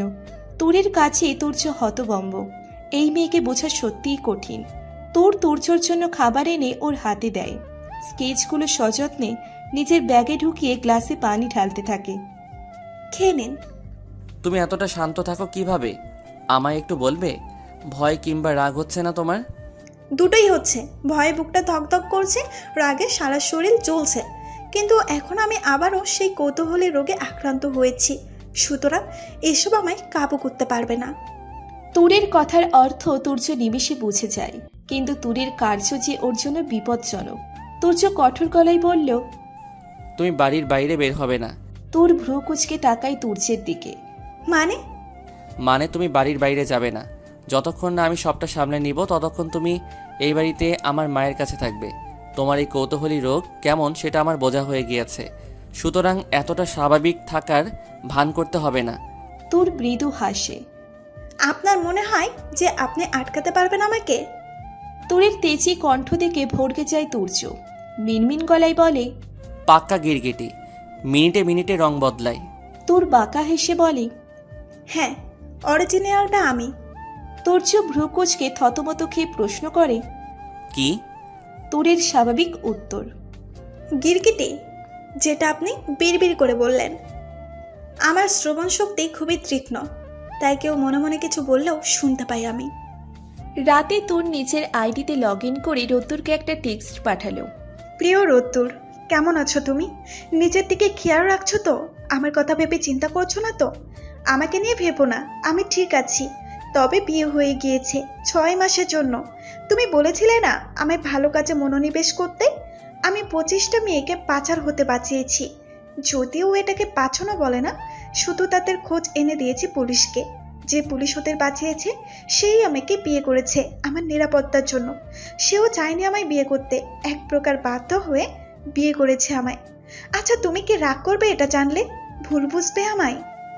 টেক্সট সেন্ড করে বসে থাকলো তুর্য বাথরুমে গিয়েছে। ঘরটা আবছা আলোয় মিটমিট করছে। বিছানার এক কোণায় বসে জানালার বাহিরে দৃষ্টি রেখে কিছু একটা ভাবছে এমন সময় বাথরুমের দরজায় খট করে শব্দ হয়। হকচকিয়ে পিছনে তাকাতেই দেখে তুর্য দেওয়াল ধরে দাঁড়িয়ে আছে, চোখ মুখ লাল হয়ে আছে। দ্রুত উঠে গিয়ে তুর্যের এক হাত নিজের কাঁধে রাখে। আমাকে ডাকলেই তো পারতেন, একা একা মাতব্বরি করতে কে বলেছে? আমার অভ্যাস আছে তোর, ছাড়ো। নিন, ছেড়ে দিলাম। ছেড়ে দিতেই তুর্য মেঝেতে ধপ করে পড়ে যায়। নির্লিপ্তর দৃষ্টিতে তুরের দিকে তাকাতেই দেখে ঠোঁট কামড়ে হাসছে। ছেড়ে দেওয়ার সময় ইচ্ছে করে ধাক্কাও দিয়েছে মেয়েটা। তুর্য একা একা উঠে দাঁড়ায়, তুরের দিকে তাকিয়ে দাঁতে দাঁত চেপে বলে, এর শোধ আমিও নিব। আগে ঠিকভাবে দাঁড়াতে তো শিখুন। ধপধপ করে যে পড়ে যায় সে কি সুদ নেবে? নাকি আমাকে ধপধপ করে পড়ে যাওয়া শেখাবে প্রতিশোধ হিসাবে? দরজা লাগিয়ে শুয়ে পড়ো, আমার কাজ আছে, আমি লাইব্রেরিতে থাকবো। ওকে। দরজা লাগিয়ে বিছানায় শুয়ে পড়ে। তুর্য লাইব্রেরিতে কাজ করছে। রাত প্রায় 2টার সময় তুরের ফোনে মেসেজ আসে, রোদ্দুরের মেসেজ। তোর পাখি, তুমি কেমন আছো এখন? নোটিফিকেশনের মেসেজে ঘুম ভেঙে যায় তুরের। ও হন্ততন্ত হয়ে উঠে বসে। ফোন চালু করতেই স্ক্রিনে ভেসে আসে প্রিয় রোদ্দুর নামটি। দ্রুত মেসেজটি সিন করে রিপ্লাই দেয়, ভালো। তোমার কোনো খোঁজ নেই, কোথায় থাকো সারাদিন? 1 সপ্তাহ হয়ে গেল কোনো যোগাযোগ করনি। আমাকে ভুলে নতুন কাউকে পেয়েছো নাকি? তুমিও কি আমার মতো বিয়ে করেছো? রোদ্দুর সিন করে রিপ্লাই দেয়, বিয়ে করার জন্য তো পাত্রীর প্রয়োজন। সেই পাত্রী যদি অন্যত্র বিবাহ করে তাহলে রোদ্দুরের বিয়ে তো। বিয়ে তো? তোমার বর কোথায়?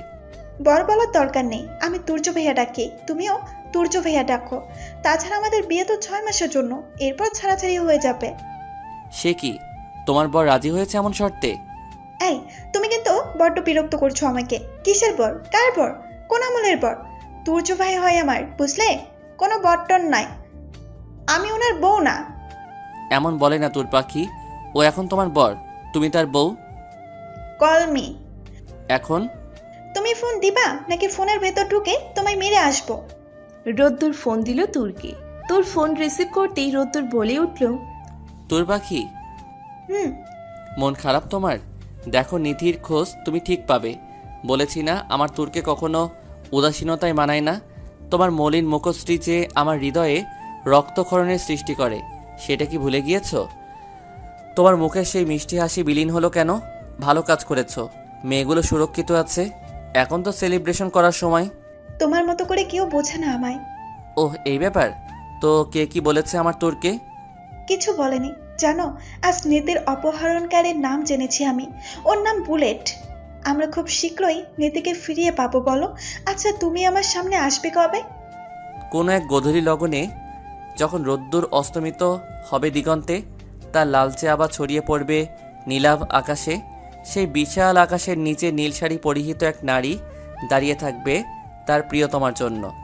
অপেক্ষা করবে সঠিক সময়ের, তার প্রিয়তমার মুখশ্রী দেখার।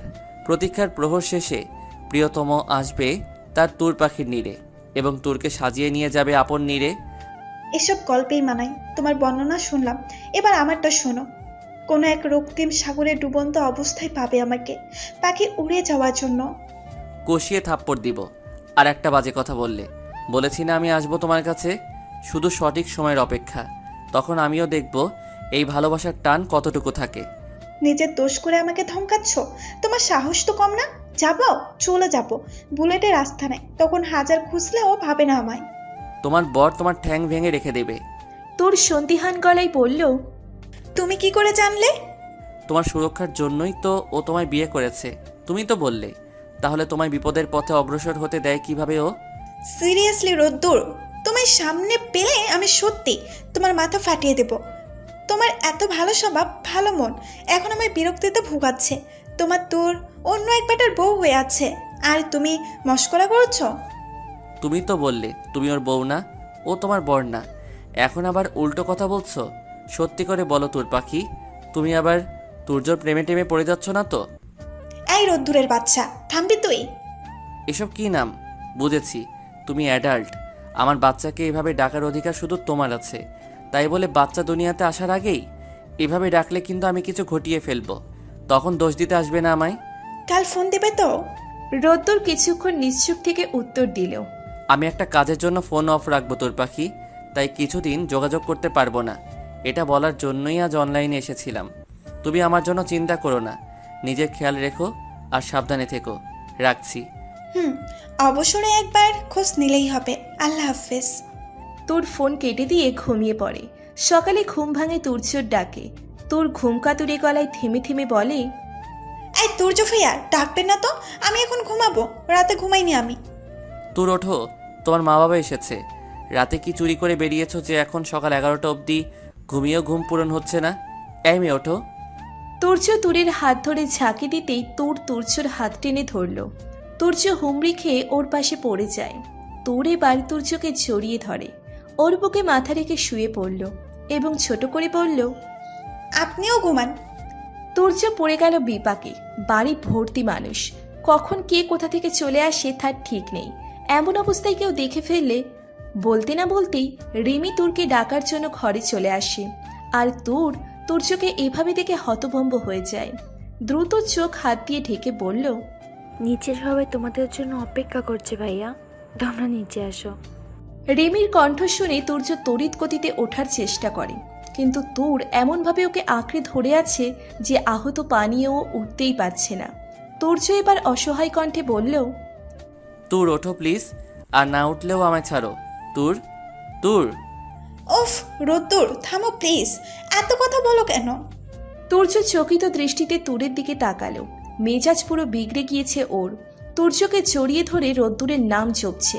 এটা কি সহ্য করা যায়? তুর্য এবার হুঙ্কার দিয়ে উঠল। তোর ছাড়ো। হুঙ্কার শুনে তোর ভয়ে লাফিয়ে ওঠে। বিভ্রান্ত চোখে ডানে বামে মাথা ঘুরিয়ে দেখে, চোখ ডলতে থাকে। ভয়ে ধুকপুক করছে বুক, কপালে ঘাম জমছে। তুর্য উঠে রাগী চোখে তাকায় তুরের দিকে। তুরের চেহারা ভয়ে লালচে হয়ে গিয়েছে। কে কে? তুর্য ভারী কণ্ঠে বলে, নিচে আসো, সবাই অপেক্ষা করছে তোমার জন্য। তোর অবাক হয় তুর্যর গলা শুনে। চোখ কচলে ভালো করে দেখল তুর্যকে। তুর্যর চেহারা দেখে স্পষ্ট ওর রাগ বোঝা যাচ্ছে। তোর হামাগুড়ি দিয়ে খাটের কিনারায় আসে। Good morning. আপনার পায়ের কি অবস্থা? রোদ্দুরকে বলো এখানে আসতে। পরের আমানত গাড়ি নিয়ে ঘুরতে পারবো না আমি। আর যদিও না আসতে পারে তাহলে আমি ঠিক যা যা বলবো তাই করতে হবে তোমায়। এটা কেমন কথা? খাঁটি বাংলায় বলেছি, বুঝতে পারছো না? 6 মাসের হোক কিংবা সারা জীবনের, আমার বউয়ের তকমা যখন তোমার নামে লেগেছে তখন সেটাকে সম্মান করতে শেখো। আমি মানুষটার প্রচণ্ড ঘাটতেরা, সুতরাং আমার অবাধ্য হয়েও না। তোর ভাবুক দৃষ্টিতে কিছুক্ষণ তুর্যর দিকে তাকিয়ে রইল। মনে মনে বলল, এর আবার হলো কি? এত শাসাচ্ছে কেন? কার রাগ এখানে ঝাড়ছে বোঝা যাচ্ছে না।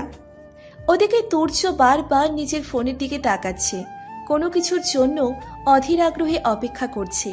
তোর উঠে ফ্রেশ হতে চলে গেল। নিচে এসে সবার সাথে কথা বলছে তুর।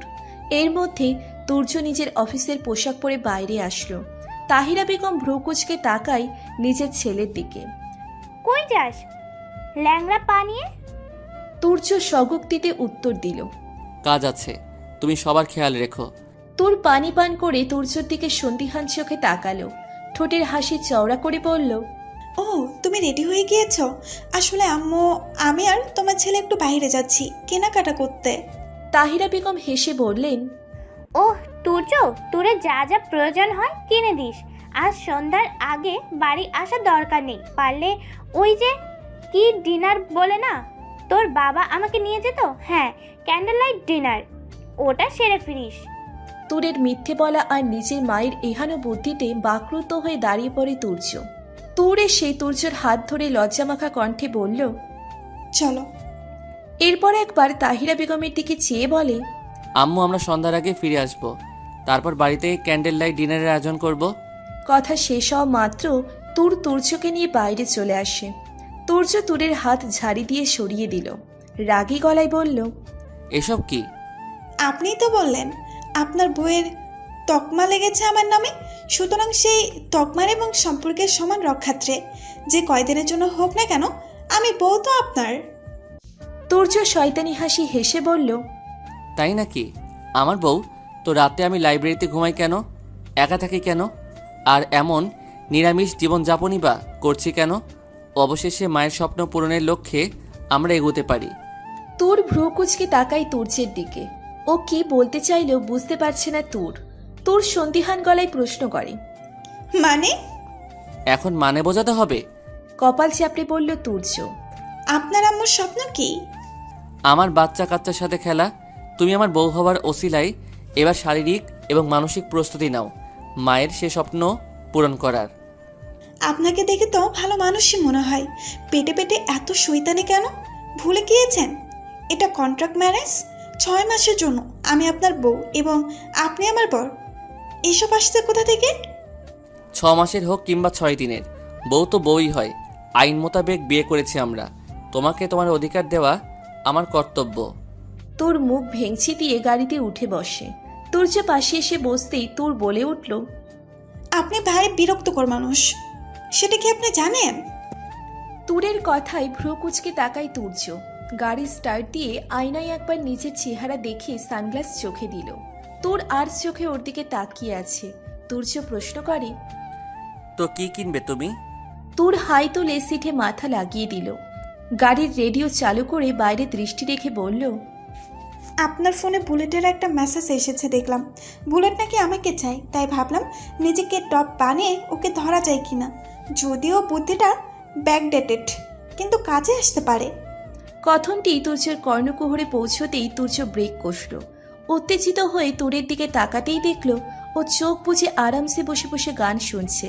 সেই সাথে হাত এবং আঙুল নাড়ছে, মাঝে মাঝে কাঁধ নাচিয়ে নাচছে। তুর্যর রাগ ক্রমশ বাড়ছে তুরের কথা এবং কাজে।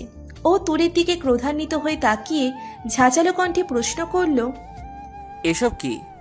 তুর চোখ মেলে তাকায়, ভ্রু নাচিয়ে প্রশ্ন করে, কোন সব? তুর্য রেডিও বন্ধ করে দিয়ে বলল, নিজেকে টোপ বানাবে মানে কি? পাগল তুমি? মাথার তার ছেঁড়া সব, নাকি পাগলা গারদ ফেরত পাগল? লাস্টেরটা? তুরের উত্তর শুনে তুর্য হতবাক।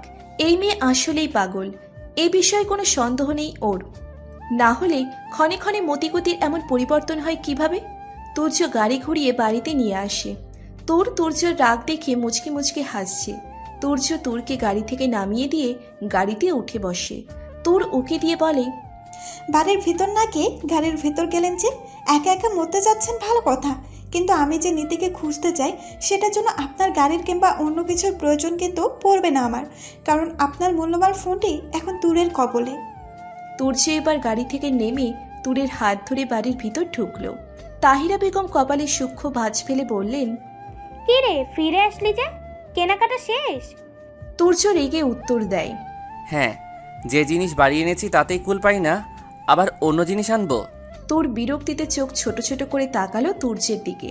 তুর্য তুরকে নিয়ে ঘরে ঢুকেই দরজা লাগিয়ে দেয়। তুর্যর ফোন নিয়ে ঘাটছে। তুর্য লাইব্রেরিতে ঢুকে নিজের কাজ করতে লাগলো। খানিকক্ষণ বাদে তুর এসে তুর্যর সামনে কোমরে হাত রেখে দাঁড়ায়। তুর্য ভ্রু নাচিয়ে প্রশ্ন করে, কি হয়েছে?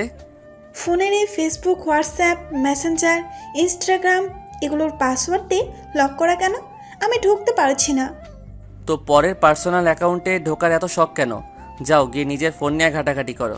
আমার ফোন এখানে রেখে দাও। এই, আপনারও কি গার্লফ্রেন্ড আছে? থাকলে আমাকে বলুন, আমি সেটিং করে দিচ্ছি। লুকিয়ে রেখে কি লাভ?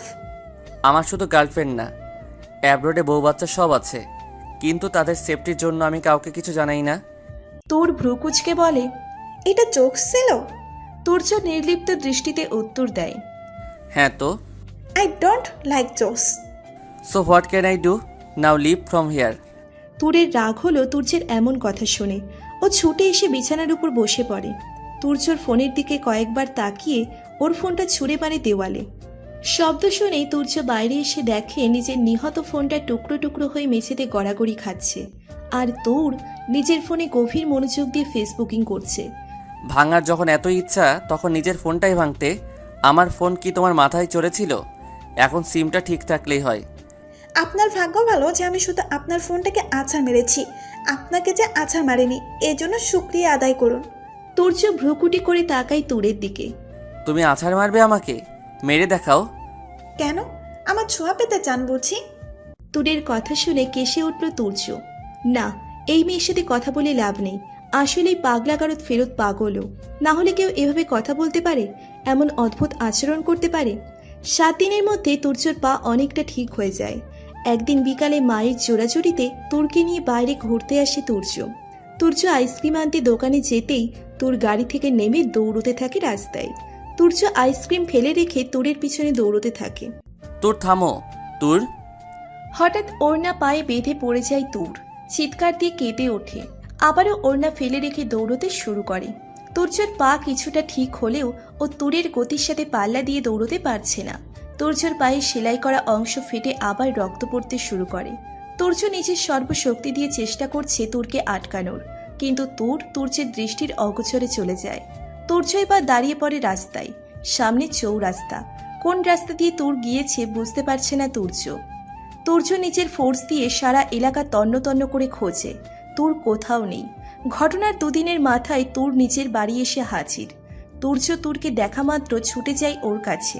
তুরের গালে কপালে হাত বুলিয়ে দিল সন্তর্পণে। ঠিক আছো তুমি? কোথায় চলে গিয়েছিলে? জানো কত খুঁজেছি তোমায়। কেন খুঁজেছেন? খোঁজার কোনো প্রয়োজন ছিল না। তুরের কথা শুনে স্তব্ধ তুর্য। তুর একবারও তুর্যের মুখের পানে চেয়ে দেখল না।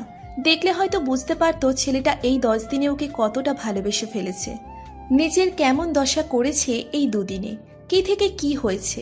তুর সোজা চলে গেল তুর্যের ঘরে।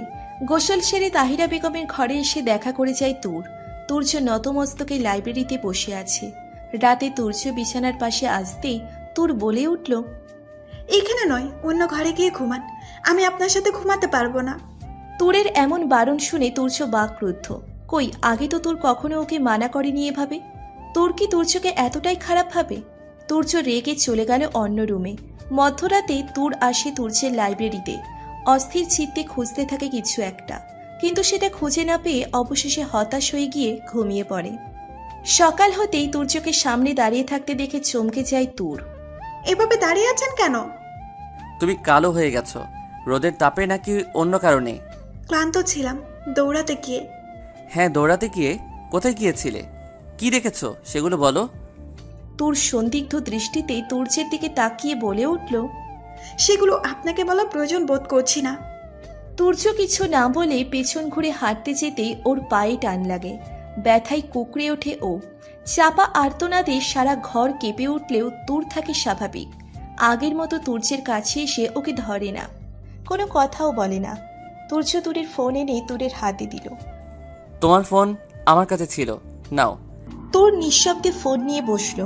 তুর্য আর কথা না বাড়িয়ে চলে আসে পুলিশ স্টেশন। তুরের এমন কর্মকাণ্ড স্বাভাবিক মনে হচ্ছে না ওর। যাই হোক, ওসবে মন দিয়ে লাভ নেই। পাগলি কখন কি করে বোঝা যায় না। মধ্যরাতে বাড়িতে ফিরে তুর্য। সারাদিন দৌড়ঝাঁপ করে ক্লান্ত সে। পায়ের ব্যথাটা বেড়েছে। তুর্য ঘরে এসে তুরকে অনুরোধের সুরে বলল, ব্যান্ডেজটা খুলে নতুন করে ব্যান্ডেজ করে দিতে পারবে তোর? তুর্যর দিকে আর চোখে তাকিয়ে ব্যান্ডেজটা খুলতে আরম্ভ করে। তুর্যের বুক ফেটে কান্না আসছে তুরের নীরবতায়। একটু কথা বললেও কি তুরের খুব আপত্তি? তুর ব্যান্ডেজ করে বাইরে চলে গেল। তুর্য রেগে পায়ের ব্যান্ডেজটা টেনে ছিঁড়ে ফেলে। মেডিসিন মুছে পা টান টান করে শুয়ে পড়ে। পায়ে টান লাগার সাথে সাথে রক্ত গড়িয়ে পড়তে শুরু করলো পা বেয়ে।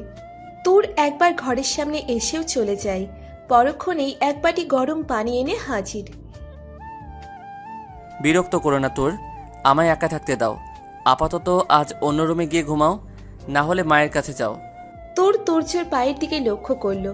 রক্তে বেডশিট ভেসে যাচ্ছে। তুর এবার নিরুপায় হয়ে বাইরে চলে যায়। ফিরে আসে একটা খাতা এবং কলম নিয়ে। তুর খাতাটা তুর্যর হাতে দিতে তুর্য রেগে বলে ওঠে, এসব কি তোর? বললাম না এখান থেকে যেতে। তুর ঠোঁটে আঙুল দিয়ে চুপ থাকতে বলল তুর্যকে এবং ইশারায় কাগজটি পড়তে বলল। আমি তো নই ভাইয়া, আমি নীতি, তোরের যমজ বোন নীতি। কিন্তু কোনো শব্দ না করে চুপচাপ কাগজটি পড়ুন। 3 দিন আগে তোর আমাকে বুলেটের গাড়িতে দেখে, ও আমাদের পিছু নেই। আমি সাইড মিররে হুবহু নিজের প্রতিরূপ দেখে প্রথমে ঘাবড়ে যাই। পরে যখন বুঝতে পারলাম ওটা আমার বোন তুর, তখন ওকে ইশারায় মানাও করেছিলাম আমার পেছনে যেন না আসে, কিন্তু শুনলো না।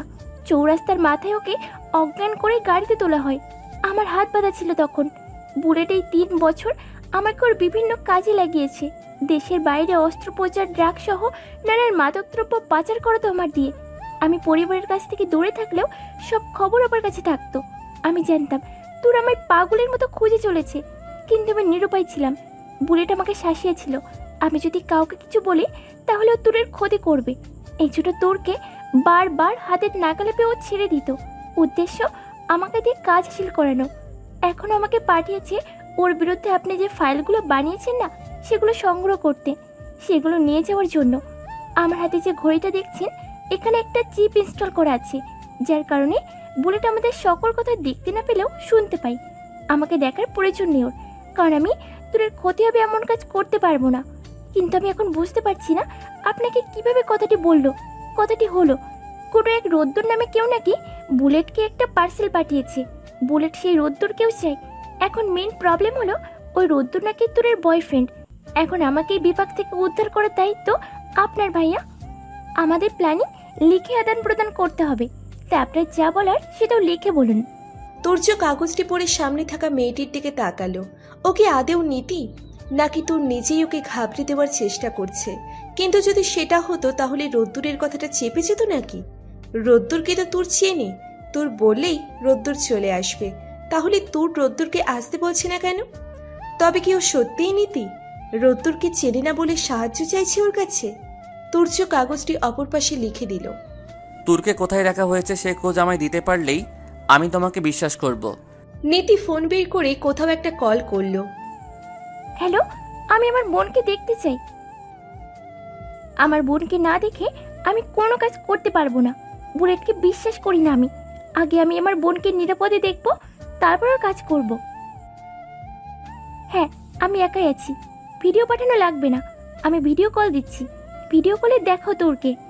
নীতি ভিডিও কল দিতেই ওরা রিসিভ করে। তুর্য দূর থেকে দেখছে তোরকে একটা বিছানায় ঘুম পাড়িয়ে রাখা হয়েছে। নীতি রেগে চিৎকার করে উঠল। তোরকে ড্রাগ দিতে মানা করেছিলাম আমি, বুলেট আমার কথা রাখেনি। ওরা বলে ওঠে, ড্রাগ দেওয়া হয়নি ওকে, ঘুমের ওষুধ দেওয়া হয়েছে, এতে ওর কোনো ক্ষতি হবে না।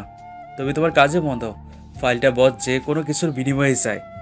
নীতি বলে। ওকে। নীতি ফোন রেখে তুর্যর দিকে তাকাতেই তুর্য উঠে গিয়ে একটা ফাইল এনে নীতির হাতে দেয়।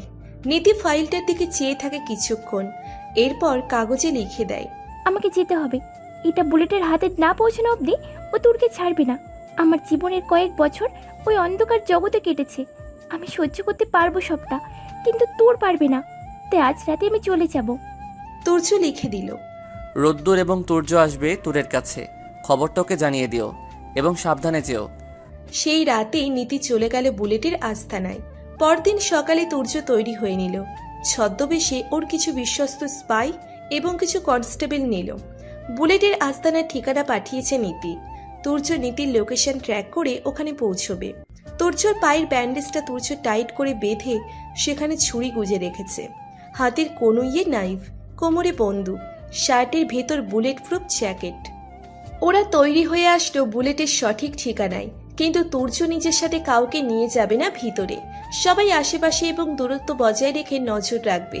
তুর্য সবাইকে সবার থাকার জায়গা ঠিক করে দিয়ে পাশের জঙ্গলের ভিতরে চলে গেল। ফিরে আসলো কিছুক্ষণের মধ্যে। এরপরও ধীর পায়ে এগিয়ে গেল বুলেটের আস্তানা সেই বাগান বাড়ি। তুর্যর কপালে বিন্দু বিন্দু ঘাম। তুর্য সেটা এক হাতে মুছে এগিয়ে যেতেই কেউ একজন তুর্যর মাথায় বন্দুক ঠেকালো। তুর্য হাত উঁচু করে দাঁড়ালো। পেছন থেকে আগন্তুক বলে উঠল, কে তুমি, কি চাও? বুলেটের কাছে গিয়ে বলো তুর্য এসেছে।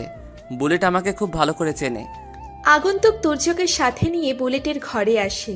বুলেট তুর্যকে দেখা মাত্র চিনে ফেলল। উচ্চস্বরে হেসে তুর্যকে স্বাগত করল নিজের আস্তানায়। অবশেষে তুমি এসেছো। আমি জানতাম তুমি আসবে, কারণ তোমার তোর যে এখানেই আছে। কিন্তু তোমাদের চালে একটা ভুল হয়েছে। সেটা হলো তুমি নীতিকে সব ফাইল দিতে গিয়ে ভুল করে একটা চিঠিও দিয়ে ফেলেছ, যেটা তুরকে লিখেছে তার প্রিয় রোদ্দুর। তুর্য চকিত দৃষ্টিতে তাকালো বুলেটের দিকে। এরপর মধুর হেসে বলল, আমাদের কথাগুলো আমাদের মাঝে থাকায় শ্রেয় নয় কি বুলেট?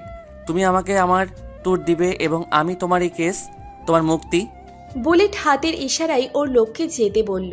এরপর দরজা বন্ধ করে এসে একটা চেয়ারের উপর বসে। পায়ের উপর পা তুলে বলল, এত সহজে তো আমি তুরকে তোমার হাতে তুলে দিতে পারবো না। তুর এখন আমার সব থেকে বড় অস্ত্র।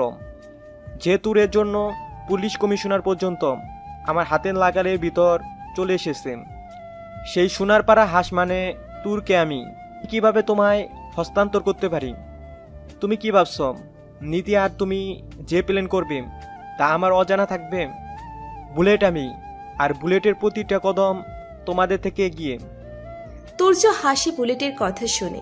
তুর্য আগেই জানতো বুলেট নীতিকে টোপ বানিয়ে ওকে আটকানোর চেষ্টা করবে, কিন্তু এই মুহূর্তে বুলেটের এমন বোকা বোকা কথা সত্যিই তুর্যর বোধগম্য হচ্ছে না। তুর্য নিজেও একটা চেয়ার টেনে বসে। বাইরের পরিবেশটা একেবারে ঠান্ডা হয়ে আছে। ওদিকে সারা বাড়ি জুড়ে হেঁটে চলেছে এক আগন্তুক। বুলেটের গ্যাংয়ের পোশাকের আড়ালে সে নিজের কাজ করে চলেছে সন্তর্পণে।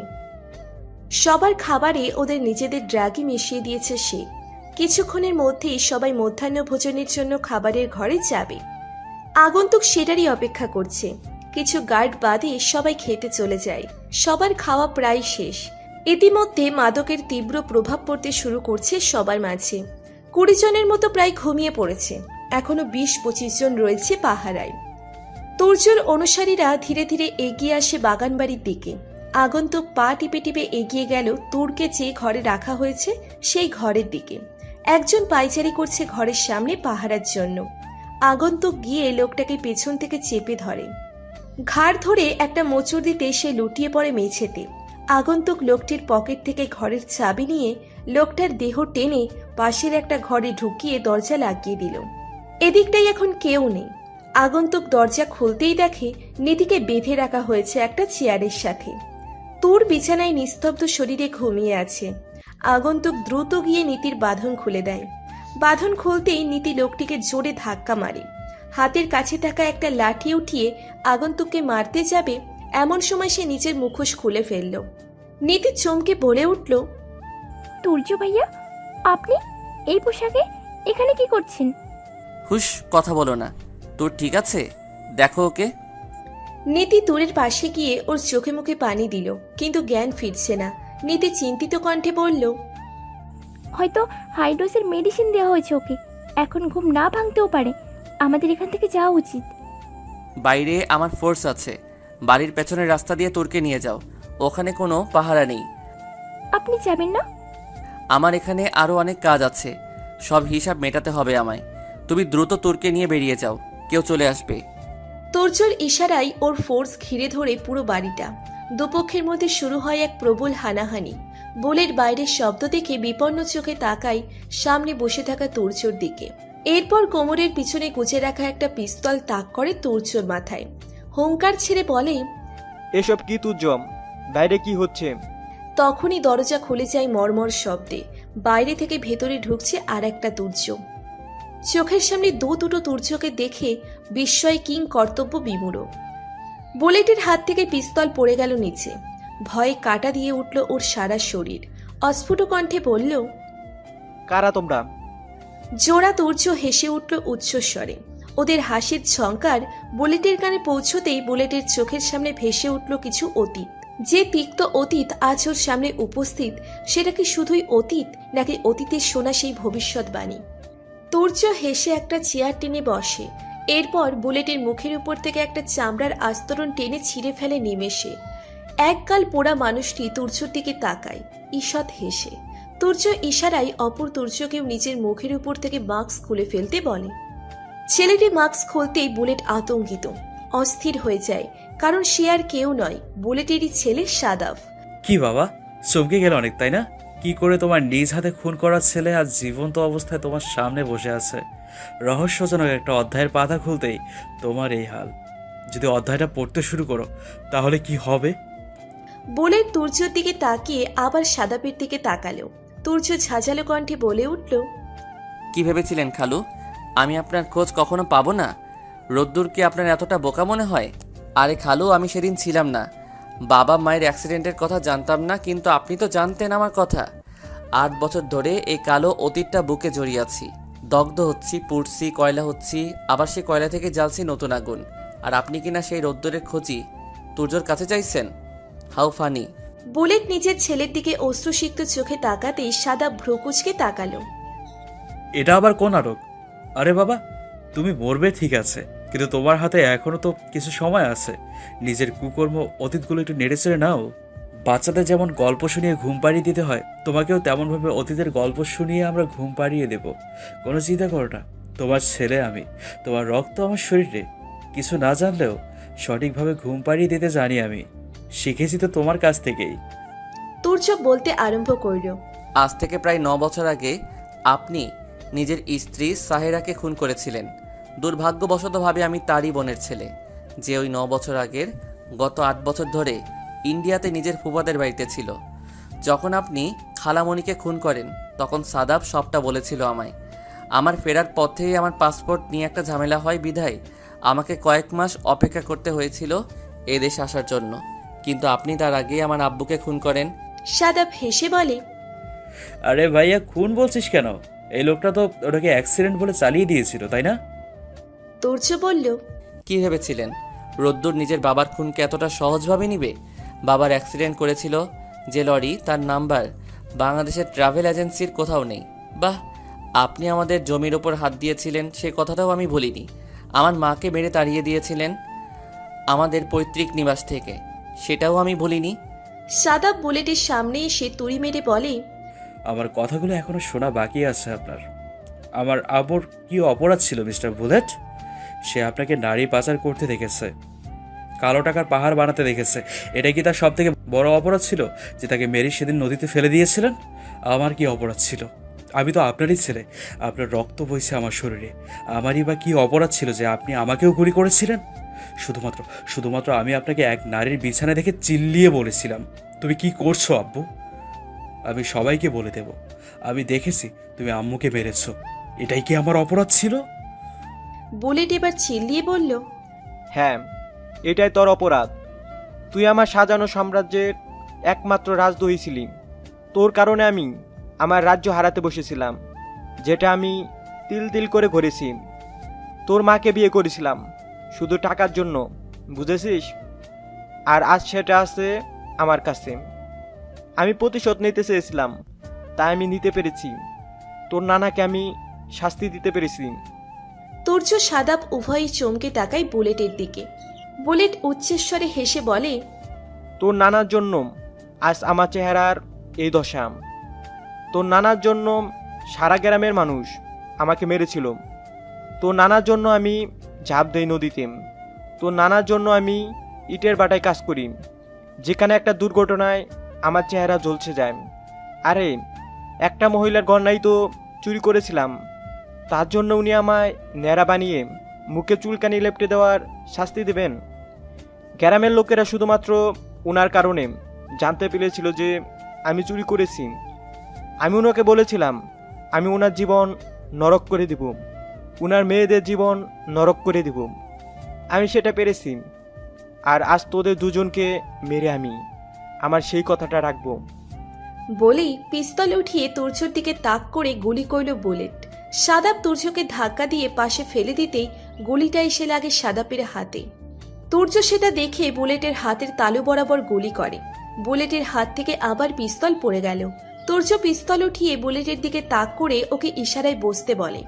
সাদাবের হাতে নিজের শার্টটা খুলে পেঁচিয়ে দিয়ে তুর্য ক্রোধতী কণ্ঠে বলে, সামান্য একটা জিনিস আপনি অনেকটা দূর পর্যন্ত টেনে এনেছেন খালু। আপনার জন্য শেষ হয়েছে 2টি জীবন, নষ্ট হয়েছে 5টি জীবন। আমাদের কথা না হয় বাদ দিলাম, অগণিত মেয়ে পাচার করেছেন আপনি। তাদের কথা, তাদের পরিবারের কথা কখনো ভেবেছেন? নীতি, তাকে এনে অবধি আপনি তার দ্বারা অসংখ্য খারাপ কাজ করিয়েছেন। তার মুখেরও লাগিয়েছেন নিজের মতো কৃত্রিম চেহারার আস্তরণ। শুধুমাত্র নিজেকে সুরক্ষিত রাখতে ব্যবহার করেছেন নীতি এবং তুরের মতো অসংখ্য মেয়ে। আপনাকে যে মারবো, কিন্তু কিভাবে মারবো ভেবে পাচ্ছি না। ঠিক কতটা কষ্ট দিলে আপনি নিজে নিজের মৃত্যু কামনা করবেন বুঝতে পারছি না।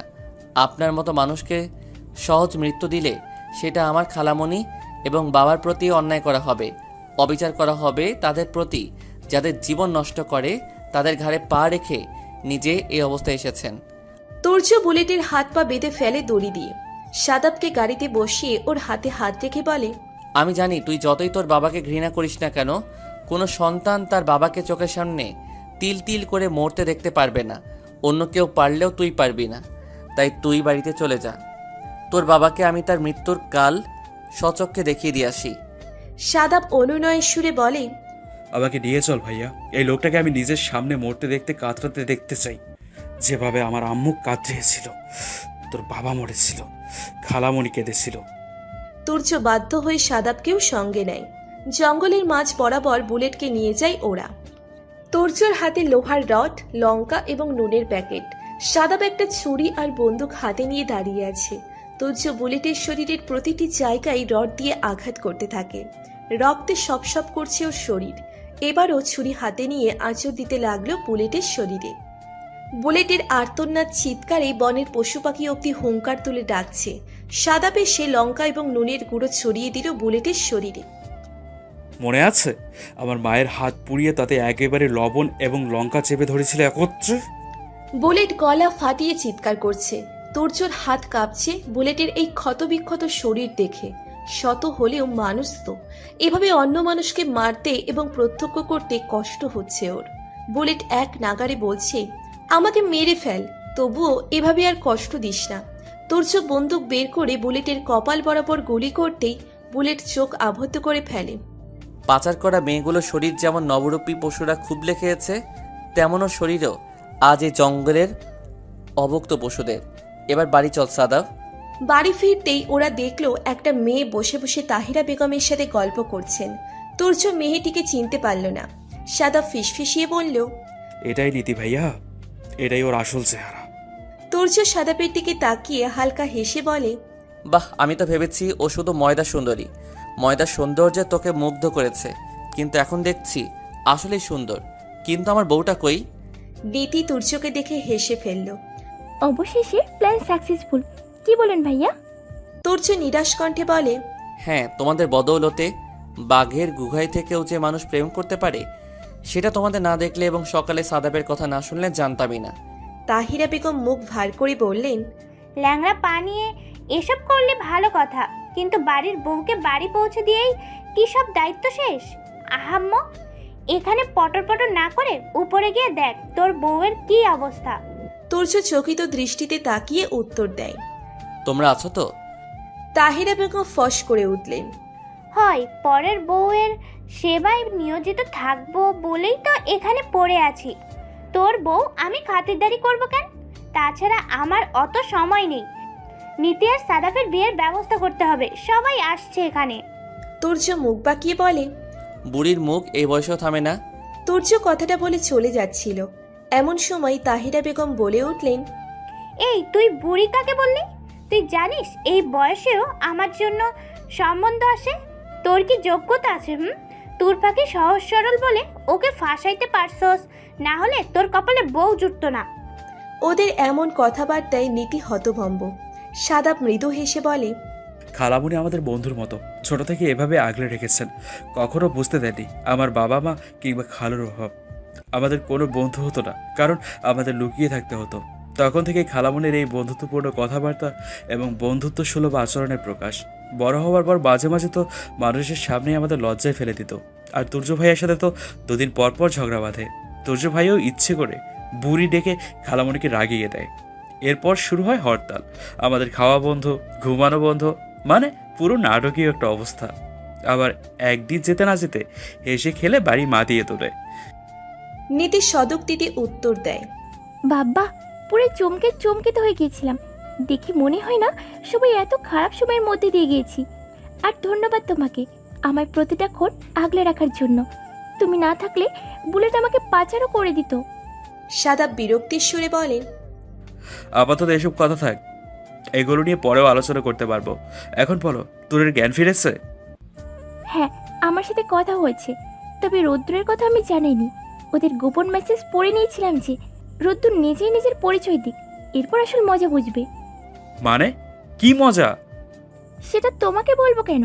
তোমাকে আমি বলবো আর তুমি গিয়ে সেটা টুক করে ভাইয়ার কানে লাগিয়ে দিবে, সেটা হবে না। আমি কিচ্ছু বলবো না। সাদাব নীতিকে অনুরোধ করছে সবটা বলার জন্য, কিন্তু নীতি নাছোড়বান্দা, ও কিছুতেই কিছু বলবে না। ওদিকে তুর্য ঘরে ঢুকেই দরজা লাগিয়ে দিল। তোর বিছানায় হেলান দিয়ে বসে আছে। তুর্যকে দেখে ও অস্ফুট স্বরে বলে, কেমন আছেন তুর্য ভাইয়া? আপনার পায়ের কি খবর? তুর্য এসে তুরের গালে নিজের হাত ছোঁয়ালো। তুর বিরক্ত হয়ে বলে, এই টাস টুস করবেন না। বিয়ে করেছি জেনেও রোদ্দুর আমাকে বকা দেয়নি, আমার বিশ্বাস বলে কথা। কিন্তু আমি আপনার স্পর্শ নিঃশব্দে মেনে নিতে পারবো না। তাছাড়া নিতে চলে এসেছে, এবার আমরা ডিভোর্স পেপার রেডি করব। তুর্য তেতে উঠে বলে, মগের মুল্লুক, এখনো 1 মাসও হয়নি বিয়ের। অ্যাগ্রিমেন্ট অনুযায়ী এখনো 5 মাস আমরা স্বামী স্ত্রী। এভাবে পাল্টে খাবেন আগে বলেননি তো? আমার থেকেও বড় গিরগিটি আপনি। হ্যাঁ, ছোঁয়া লেগেই আমার এই করুণ দশা। তোমার কারণে আমার বদভ্যাস হয়ে গিয়েছে, অসুস্থ হয়ে গিয়েছে আমি। তো পাবনার ঠিকানা কি আপনার জানা আছে, নাকি আমি লোকেশন বের করে দিব? কেন, তুমি পাবনায় ভর্তি হবে? আগে বলবে তো। আমি অলরেডি তোমার জন্য একটা কেবিন বুক করে রেখেছি। তুমি সেদিন বললে না তুমি পাগলাগারদ ফেরত পাগল। তুর কথাটা শুনতেই ভ্রু কুচকে তাকায় তুর্যর দিকে। এটাও জোকস ছিল? অবশ্যই। আপনার ফালতু জোকস আমার একদমই ভালো লাগে না। তা লাগবে কেন? তোমার তো রাস্তায় দৌড়াতে, পাচারকারীর কাছে সেদে সেদে যেতে ভালো লাগে। তারা নিতে না চাইলেও জোর করে যেতে ভালো লাগে। এই তোমার সাথে কোনো পাচারকারীর প্রেম প্রীতি নেই তো? How cheap! যা বাবা। এই জন্যই এই বয়সেও আপনার বউ ছোট নেই, আর আপনার কপালে বউ নেইও, বুঝলেন? তো তুমি কি কাজের বুয়া? তোমাকে কি আমি কাজের বুয়া বানিয়ে এনেছি? তাহলে তাড়াতাড়ি বিছানা থেকে নেমে যাও। এটা আমার বউ এবং আমার একান্ত ব্যক্তিগত বিছানা। খোটা দিচ্ছেন আমি এখানে থাকছি বলে? অবশ্যই দিচ্ছি। আপনাকে বিবাহ করিয়া আমি আপনাকে উদ্ধার করিয়াছি, আর আপনি কি করিতেছেন? আমার সহিত অহেতুক ঝামেলা করিতেছেন। সুতরাং খোটা দেওয়া তো এক প্রকার সহজ সরল জবাব। একবার রোদ্দুর আসুক, তারপর দেখবেন আমি কি করি। কি করবে? মেরে আপনার ঠ্যাং ভেঙে রেখে দেব। ভাঙা ঠ্যাং আর কি ভাঙবে? তুমি এক কাজ করতে পারো। কি কাজ? অধর যুগলের প্রণয় স্পর্শে আমায় খুন করতে পারো। আমি একদমই আপত্তি করব না। তুর বিস্মিত হয়ে প্রশ্ন করে, অধর যুগলের প্রয়াণ স্পর্শ কি? তুর্য তুরের প্রশ্ন শুনে হতবাক। এই মেয়ে কি কিছুই জানে না, নাকি বাংলা কম বোঝে? তুমি বাংলা বোঝো না? তুর অকপটে উত্তর দেয়, না মানে বুঝি, কিন্তু এই শব্দগুলো প্রথম শুনলাম। আমি তো বেশিরভাগ সময় ইংরেজি, বিজ্ঞান, অঙ্ক নিয়ে পড়ে থাকতাম, বাংলা তেমন পড়া হয়নি। এটা কি বাংলা শব্দ? কি কঠিন শব্দ! এটা কি জিনিস বলুন তো? তুর্য ফোঁস করে একটা দীর্ঘশ্বাস ছেড়ে বলে উঠল, এটা এক প্রকার মারাত্মক বিষের নাম, যেটা কারোর ঠোঁটে পড়লে সে অস্থির হয়ে ওঠে। তার ভেতরে ছটফটানি শুরু হয়, আর এর থেকে দূরে গেলে সে শ্বাসরুদ্ধ হয়ে মারা যায়। আপাতত আমার এই বিষের সংজ্ঞা এখানেই সমাপ্ত। এর অতিরিক্ত বোঝার কিংবা জানার বয়স হয়নি তোমার। তুরের বাড়ির সবাই সে এক এক করে তুরকে দেখে চলে গেলেন। বসার ঘরে বসে সবাই নীতি এবং সারাপের বিয়ে সম্পর্কে গভীর আলোচনায় মগ্ন। তুর্য তুরের পাশে বসে ফোন গুতাচ্ছে। তুর আর চোখে তুর্যর দিকে তাকিয়ে গলা খাকারি দিয়ে উঠল। তুর্য এবার মাথা তুলে সরাসরি তুরের দিকে তাকালো। ইশারায় প্রশ্ন করল, কি? তুর মাথা নত করে বলল, আমি হাত পা নাড়াতে পারছি না, বিছানার সাথে মনে হচ্ছে আটকে গেছে, একটু ছাড়িয়ে দেন না। তুর্য ভ্রুকুটি করে তাকায়। কেন? তুর ইতস্তত বোধ করল তুর্যর প্রশ্নে। এরপর কিঞ্চিত বিরক্ত হয়ে দাঁতে দাঁত ঘষে বলল, বাথরুমে যাব। তো যাও, আমি ছাড়াবো কেন? একটু আগে না বললে তোমাকে যেন আমি টাচ টুস না করি? একা একা উঠে যাও। এই আপনি মানুষটা এমন কেন? মাত্রাতিরিক্ত ভালো, নম্র, ভদ্র এবং আমাকে যা একবার বলা হয় আমি সেটা অক্ষরে অক্ষরে পালন করি। কি করব বলো? মানুষটাই যে এত ইউনিক। ইউনিক? যদি পারতাম তো পচা ডুবাই চুবাইতাম আপনাকে। আজ তো শৈতান। কথাটা কি আমাকে বললে? না, নিজেকে বলেছি। তুর্য উঠে একগাল হেসে বলল, আগে বলবে তো। এরপর তুরকে কোলে নিয়ে সোজা বাথটাবে ফেলে দিল। পানি খেটে একাকার তুর, নাকে মুখে পানি ঢুকে কেশে উঠল। তুর্য দাঁড়িয়ে দাঁড়িয়ে হাসছে। তুরের হাত পা মুহূর্তেই যেন ঠিক হয়ে উঠল। ও উঠে রেগে তেড়ে গেল তুর্যের দিকে। এরপর তুর্যকে ধাক্কা দিয়ে ফেলে দিল বাথটাবে। আজ যদি আপনাকে আমি এক বালতি পানি না খাওয়াই, তবে আমার নামও আসফিয়া জান্নাত তুন নয়। বলেই শাওয়ার সহ সব ট্যাপ ছেড়ে দিল। বালতি বালতি পানি চমতে লাগলো ট্যাপের নিচে। তুর্য দেখলো তুর ওড়না বেচাচ্ছে কোমরের সাথে। জামা লম্বা হাতে গুটিয়ে নিল কোনই অব্দি। তুর্য ভ্রুকুচকেই প্রশ্ন করে, গুন্ডা নাকি? সামান্য পানি দিয়ে তো ফেলেছি, তাতে একেবারে কোমর বেঁধে নামছো? ময়দান থুরি বাথটাবে। হ্যাঁ, গুন্ডাই আমাকে তুলে এনে বাথটবে আছাড় মারা, তাই না? আজ আপনাকে আমি এই বাথটবেই খুন করব। সর্বনাশ, এসব কি বলছো? তোমার রোদ্দুর তোমাকে ভয় জয় করার সঙ্গে সঙ্গে মানুষ খুন করতেও শিখিয়েছে নাকি? আমার রোদ্দুরের নামে একটাও বাজে কথা বলবেন না, তাহলে কিন্তু কি করবে তুমি? আপনাকে আমি ওই বিষ খাওয়াবো যেটা বলেছিলেন একটু আগে। ওটা কোথায় পাওয়া যায় জলদি বলেন। তুর্য হেসে বলে, আমার কাছে আছে, তোমার কাছেও আছে, শুধু লুকায়িত আছে বলে তুমি খুঁজে পাচ্ছ না। তোর এবার লাফ দিয়ে বাথটাবে তুর্যর পাশে গিয়ে বসে। তুর্যর হাত ধরে ঝাঁকিয়ে বলে, কোথায় আছে জলদি বলেন, আমি এখনই খুন করব আপনাকে, এরপর রোদ্দুরের কাছে চলে যাব। যার বিয়ে তার হুঁশ নেই, পাড়াপড়শির ঘুম নেই। মানে? রোদ্দুরের খোঁজ নেই আর তার চিন্তায় তোমার চোখে ঘুম নেই। 420 রোদ্দুর কোথায় কোন মেয়ের আঁচলের তলায় লুকিয়ে আছে তার ঠিক নেই, আর তুমি বসে আছো তার আশায়। তোর রেগে তুর্যর কলার চেপে ধরল। একদম আমার কানে ভুলভাল মন্ত্র আওড়াবেন না। আমার রোদ্দুর আমাকে ছাড়া আর কোনো মেয়ের সাথে কথা বলে না, সম্পর্ক করা তো অনেক দূর। তুর্য স্মিত হেসে বলে, রিয়েলি? তো ওর একটা ছবি দেখাও। ছবি নেই আমার কাছে। Phone number? নেই, আমি চাইনি। ফেসবুকে তো ও রেগুলার ছিল, তাই নেওয়ার ইচ্ছা জাগেনি। বাড়ি কোথায়? ঢাকাতেই। ঢাকার কোথায়? সেটাও তো বলেনি। কি করে সে? সরকারি চাকরি। কোন অফিস, কোন পেশা? তোর এবার অন্যমনস্ক হয়ে ভাবতে শুরু করলো এগুলোর কোনো কিছুই তো জানে না ও। রোদ্দুর তো শুধু তুরের কথা নিয়েই পড়ে থাকতো, তুরকে বিভিন্ন বিষয় বোঝাতো, জানাতো। ওদিকে তুরকে বিপাকে ফেলে তুর্য আরামসে বাথটাবের কানায় মাথা লাগিয়ে দিয়ে শুয়ে মুখ টিপে হাসছে। তুরকে আরো ঘাবড়ে দেওয়ার জন্য ও বলে উঠল, ইদানিং মানুষ face app, voice changing app ব্যবহার করে কথা বলে। তোমার ওই রোদ্দুর যদি তেমন করে থাকে, যদি এমন হয় কোনো 80 বছরের বুড়ো যুবক সেজে তোমার সাথে কথা বলেছে, প্রেম করেছে, তখন কি করবে? তোর বিপন্ন চোখে তুর্যের দিকে তাকালো। সত্যি কি এমন হতে পারে? তোরকে এভাবে ভাবতে দেখে এবার তুর্য অট্টহাসি আটকানোর জন্য ঠোঁট কামড়ে হাসতে শুরু করে। ওর তুর পাখি এখন তার রোদ্দুরের অস্তিত্ব নিয়ে দুশ্চিন্তায় পড়ে গিয়েছে। ব্যাপারটা বেশ উপভোগ করছে তুর্য। তোর হতাশার স্বরে বলল, এখন কি করব? কি আর করবে, বিয়ে যখন আমার সাথে হয়ে গিয়েছে তখন আমার সাথে সংসার করো। বুড়ো হলেও অন্তত তোমার রোদ্দুরের মতো 80 বছরের বুড়ো তো আর নই। তোর রাগে দাঁত কিরমির করে বলে উঠল, আপনাকে তো আমি এখন খুন করব, তাহলে সংসার কিভাবে হবে? তুমি আমাকে কেন খুন করবে? কারণ আপনি আমাকে বিরক্ত করেন। কখন করেছি? সারাক্ষণ করেন। আচ্ছা, তো কিভাবে করেছি? অসভ্য লোক কোথাকার, এত প্রশ্ন করছেন কেন? সব গুলিয়ে যাচ্ছে আমার। তুর্য উঠে টাওয়েল দিয়ে মাথা মুছতে মুছতে বলল, ঠিক কি গুলিয়ে যাচ্ছে বলো তো? তোর দীর্ঘশ্বাস ফেলে মাথায় বালতি থেকে মগ দিয়ে পানি কাটিয়ে ঢালল। অস্ফুট কণ্ঠে বলল, আচ্ছা বুলেট, নীতি আপনার ভাই, এদের কাহিনী কি বলুন তো? নীতির চেহারা প্রথম দিন দেখলাম আমার মতো, কিন্তু এখন আলাদা। গোসল সেরে বাইরে এসো, আমার বড্ড ঘুম পাচ্ছে। তোমার ফালতু প্রশ্নের উত্তর দিতে পারবো না এখন। কি বললেন? আমি ফালতু প্রশ্ন করি? তুমি ফালতু প্রশ্ন করো, ফালতু কাজও করো। মাছ থেকে কাজের কাজ চান্দেও চিনে না, তোমার এই সারবিহীন মাথাও চেনে না। কথাটা বলেই বেরিয়ে আসে তুর্য। ঘরে এসে জামা কাপড় পাল্টে বিছানায় শটান শুয়ে থাকে ও। তোর গোসল করে চুল টাওয়াল দিয়ে পেঁচিয়ে বাইরে আসে। তুর্য তুরের দিকে তাকিয়ে রাগী গলায় বলে, ভেজা চুল বেঁধে রেখেছো কেন? টাওয়েল খুলে ফেলো। আমার প্রশ্নের উত্তর দিব কেন? দিবেন না কেন? কারণ তুমি আমার কোনো কথা শোনো না, সেজন্য তোমার কোনো প্রশ্নের উত্তর দেব না আমি। ফালতু আপনার এই অজুহাত। তুর্য সরু চোখে তাকায়। তোর মুখ ভেঙচি দিয়ে টাওয়েল খুলে চুলের মাঝে হাত দিয়ে চুল ছাড়াচ্ছে। তুর্য মৃদু হাসে। তোর আয়নার দিকে তাকিয়েছিল। তুর্যর এমন হাসি ওর চোখে পড়তেই ও ভ্রুকুটি করে তাকায়।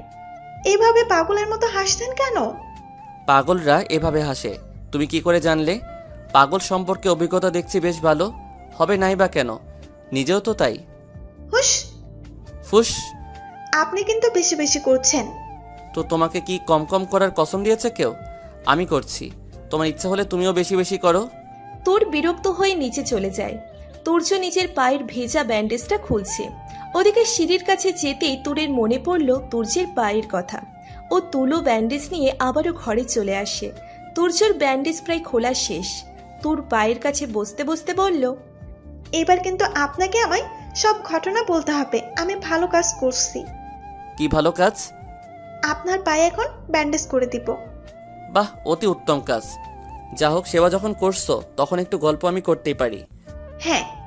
তুর্য তুরের দিকে নির্বিশেষে তাকিয়ে বলতে শুরু করে, তুমি হয়তো শুনেছো তোর যে বুলেট আমার খালু হয়। উনি আমার খালামণি এবং আব্বুকে মেরেছেন।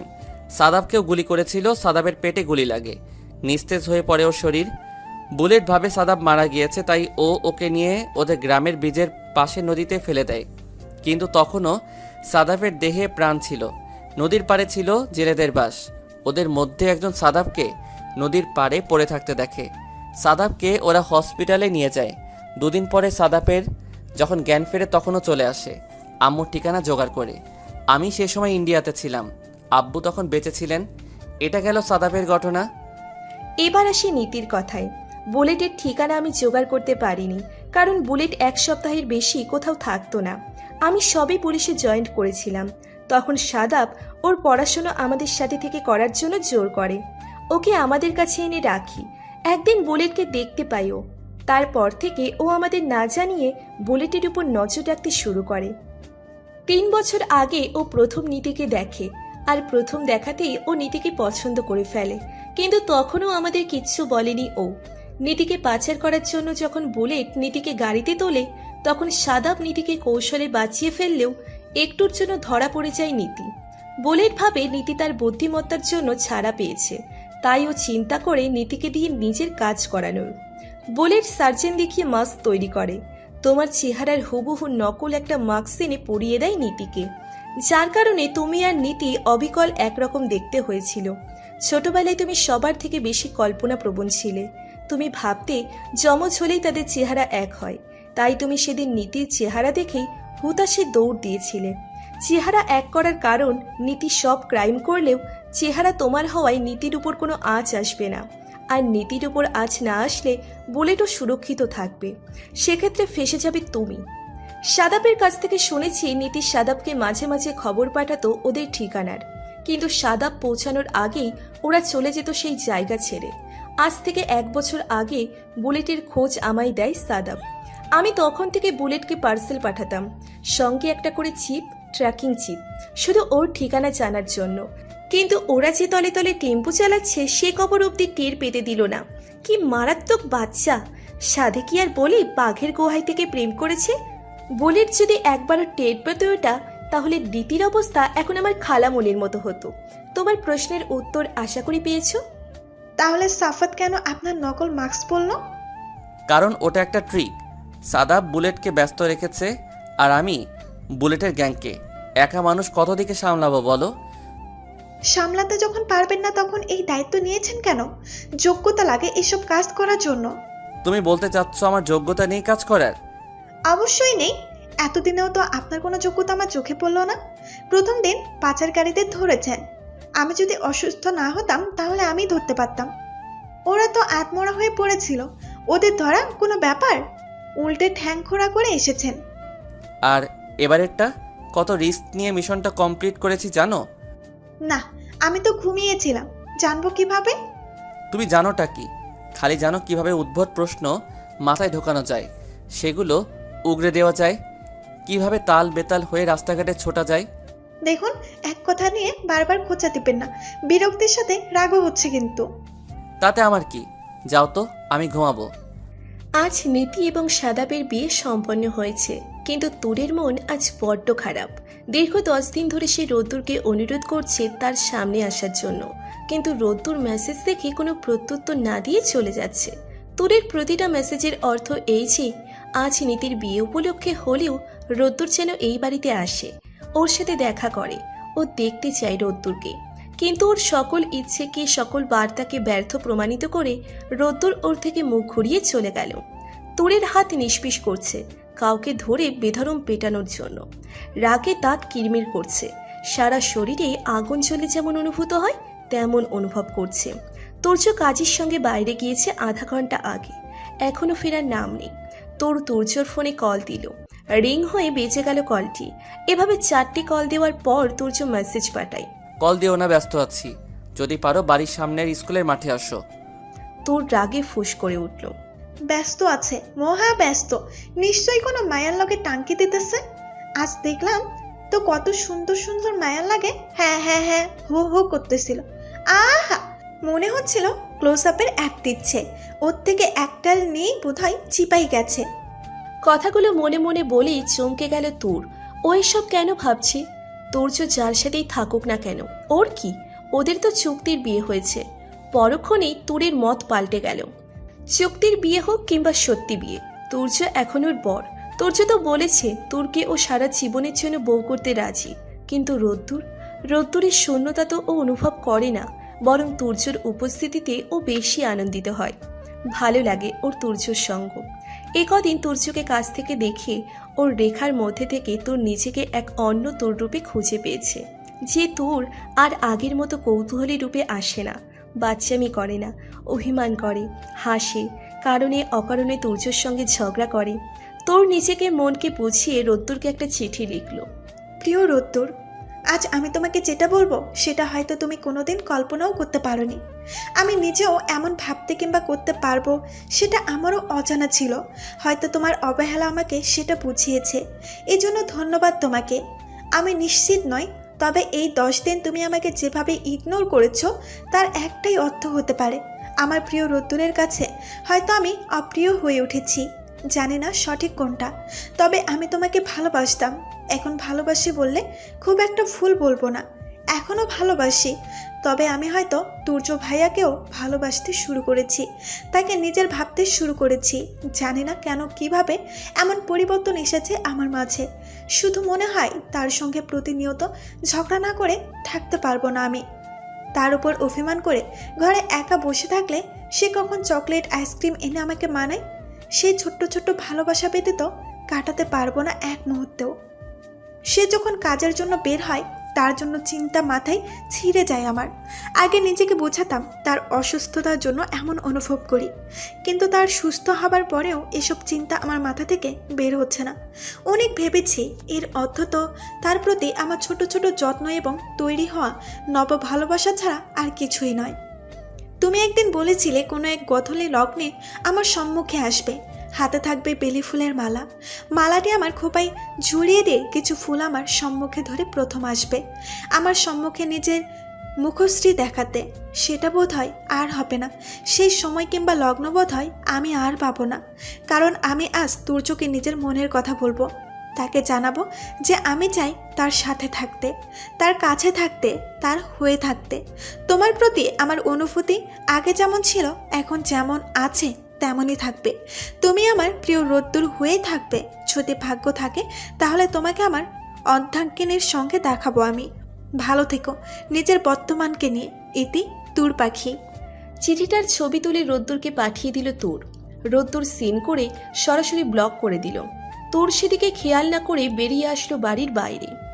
স্কুল মাঠে পৌঁছে দেখলো কোথাও কেউ নেই। সূর্য অস্তমিত হবার উপক্রম। তোর এখনো ঠাঁই দাঁড়িয়ে আছে মাঠের এক কোণায়। পাশে একটা বড় পুকুর, পুকুরে দুটো পদ্মফুল অর্ধ ফুটে আছে। গধূলি লগ্ন, নীলাভ আকাশটা লালচে রং ধারণ করেছে। বনো ভারী বাতাস বইছে। তোরের সারা শরীর রাগে রিরি করছে। তুর্যকে একবার কল দিতেই তুর্য ফোন কেটে দেয়। তোর এবার বসে পড়ে পুকুর পাড়ে। পাশ থেকে ছোট ছোট ইটের টুকরো হাতে নিয়ে ছুটছে পানির মাঝে। হঠাৎ নিচের মাথায় কারোর হাতের স্পর্শ পেয়ে হক চকিয়ে যায় তোর। পেছনে ঘুরবে এমন সময় পেছনে থাকা মানুষটি বিরক্তিতে চ উচ্চারণ করে উঠল। বেলি ফুলের ঘ্রাণ নাকে আসতেই তোর স্তব্ধ হয়ে যায়। তোর শটান দাঁড়িয়ে চোখ বুজে রইল। রোদ্দুর, আপনি এসেছেন? একটা চাপা আওয়াজ আসলো। হুম। তোর উত্তেজনায় লাফিয়ে উঠল। বেশ করেছেন, আজ আপনার সঙ্গে দুর্জন আলাপ করিয়ে দেব। আপনার বউ এসেছে? Sorry, girlfriend? হুম। তাহলে আমাকে ফুল দিলেন যে? আপনার গার্লফ্রেন্ড রাগ হবে না? সরি আপু, আমি ফুল খুলে দিচ্ছি। তোর খোপা থেকে ফুল খোলার জন্য খোপায় হাত দিতেই রোদ্দুর তোরের হাত চেপে ধরে। ছাজালো কণ্ঠে বলে, যেটা আমি আমার তোর পাখিকে দিয়েছি সেটা শুধুই আমার তোর পাখির, যেটা এই মালা হোক কিংবা রোদ্দুর নিচে। তুর্যর গলা শুনে তুরের হৃদস্পন্দন থমকে গেল। পা দুটো অসম্ভব রকম কাঁপছে। রোদ্দুরের কথা বলার ভঙ্গিতে তুর্যর স্বর। তুর্য কি বলছে এগুলো? তোর চোখ মেলে তাকাতেই দেখে তুর্য মুঠো ভর্তি ফুল নিয়ে ওর সামনে দাঁড়িয়ে আছে। তুরের চোখে মুখে বিস্ময়। তুর্য তুরের দিকে এগিয়ে এসে সন্তর্পণে ওর কপালে নিজের ঠোঁট ছোঁয়ালো। তুরের চোখে পানি চলে এসেছে। তুর্য তুরের হাতে ফুলগুলো দিয়ে পুকুরের দিকে ফিরে তাকালো। তোরকে এক হাতে আগলে ধরে বলল, আমার অর্ধাঙ্গিনীকে দেখতে চেয়েছিলে না তোর পাখি, এবার তাকে দেখো। তোরের মাথায় ঘোমটা তুলে দিয়ে আবার ফেলে দিল তুর্য। মুখে গাম্ভীর্য ভাবে নে বলল, যেহেতু আমি একাই আছি এখানে, সুতরাং ব্যাকডেটেড বউ সাজিয়ে লাভ নেই আমার তোর পাখিকে। ঘোমটা ছাড়াই ধানি লঙ্কা রূপে তাকে বেশি ভালো মানায়। এবং দুঃখিত ফোন না ধরার কারণে। ফোন ধরলে তুমি আমার কণ্ঠস্বর চিনে ফেলতে। ফোনে আমার কণ্ঠ অন্যরকম শোনায়। তোর কোনো কথা বলছে না। তুর্য ভ্রুকুচকে বলে, তোর পাখি কাঁদছো কেন? এসেছি তো আমি। হ্যাঁ, তার আগে কান ধরে সরি বলছি, কারণ এতদিন তোমার থেকে নিজের পরিচয় লুকিয়েছি। কি করব বলো? আমার পেশার কারণে আমি নিজের দুর্বলতা কারোর সামনে প্রকাশ করিনি। তুমি তো সবটা বোঝো। তোমার ভালোবাসা যে আমার দুর্বলতা সেটাও জানো। আরে বাবা, এখনো কাঁদছো? তোর নাক টেনে বলে, এটা ঠিক করেননি আপনি। তুর্য তোরকে পাঁচকোলা করে তুলে নিল। তোরের কান্না থেমে যায় স্বয়ংক্রিয়ভাবে। ও এদিক ওদিক তাকায়। সংখ্যায় তুর্য হেসে বলে, এদিক ওদিক তাকিয়ে লাভ নেই, কেউ নেই আশেপাশে। আচ্ছা তোর পাখি, তুমি কি বিয়ের রেজিস্ট্রি পেপার না দেখে সাইন করেছিলে? না মানে ওখানে তো রোদ্দুর জোহাইয়ের নামটাই ছিল, তুর্য নাম ছিল না। তাহলে তুমি আমার নামটা জানতে পারলে না কেন? তোর আবারও হেঁচকি দিয়ে কেঁদে উঠল। তুর্য দাঁড়িয়ে যায় তোরের পুনরায় কান্না দেখে। না, ওকে এখন বাড়িতে নিয়ে যাওয়া যাবে না। এভাবে ওকে কাঁদতে দেখলে বাড়ির সবাই সবার রাগ পুরোটাই তুর্যর উপর ঝাড়বে। তুর্য তুরকে গাড়িতে বসিয়ে নিজেও ড্রাইভিং সিটে বসলো। না, তোমাকে নিয়ে আর পারা গেল না। সারাদিন এত কাঁদো কিভাবে? ক্লান্ত হও না? যা হোক, তোমাকে আজ আমি নিজের অনুভূতিগুলো জানাবো। তোমাকে প্রথম কোথায় দেখি, কিভাবে ভালোবাসি, কেন এমন করেছি। তোর মুখ বাইরের দিকে তাকিয়ে বলল, কিছু শুনতে চাই না আমি। আমার শুধু আপনার রিয়েল ফেসবুক আইডির পাস, ইনস্টাগ্রামের পাস, হোয়াটসঅ্যাপের কোড চাই। আর এই চাকরি আপনি আর করতে পারবেন না। আব্বুর ব্যবসার হাল ধরবেন, আমাদের সাথে থাকবেন, ব্যাস।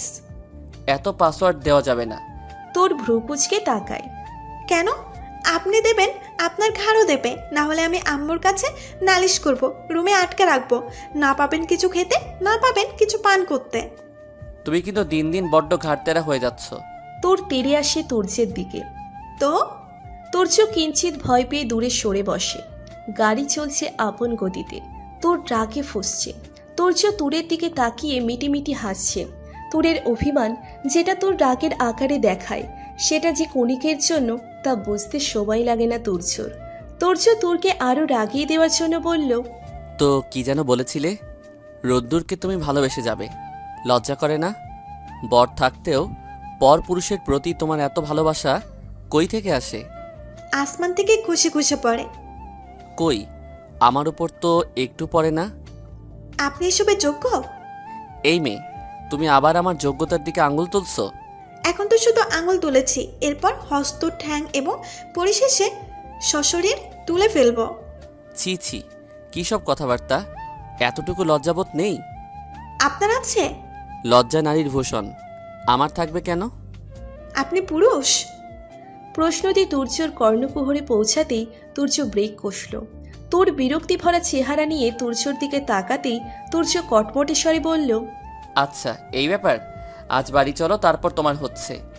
তোর কিছু না বলে বাইরের দিকে চেয়ে রইল। তুর্য মন খারাপের ভান করে বলল, এই জন্যে সামনে আসতে চাইনি। অগোচরে শুধু রোদ্দুর প্রিয়, সামনে আসলেই সে হয়ে ওঠে অপ্রিয়। তখন আর টান থাকে না। বুঝেছি আমি। বাচ্চাদের মতো ভ্যাপা করছেন কেন বুঝলাম না। আমাকে জ্বালাতন করার মতো ধৈর্য কিংবা সাহস কোনোটাই আপনার নেই। বৃথা চেষ্টা করে যাচ্ছেন। তুর্য হেসে বলে, তাও ভালো। আমি তো ভেবেছি শখ পেয়ে বোবা হয়ে গিয়েছ। ভয় পেয়েছিলাম ভীষণ। অন্তত বোবা বউ নিয়ে সারা জীবন কাটাতে পারবে না এই তুর্য।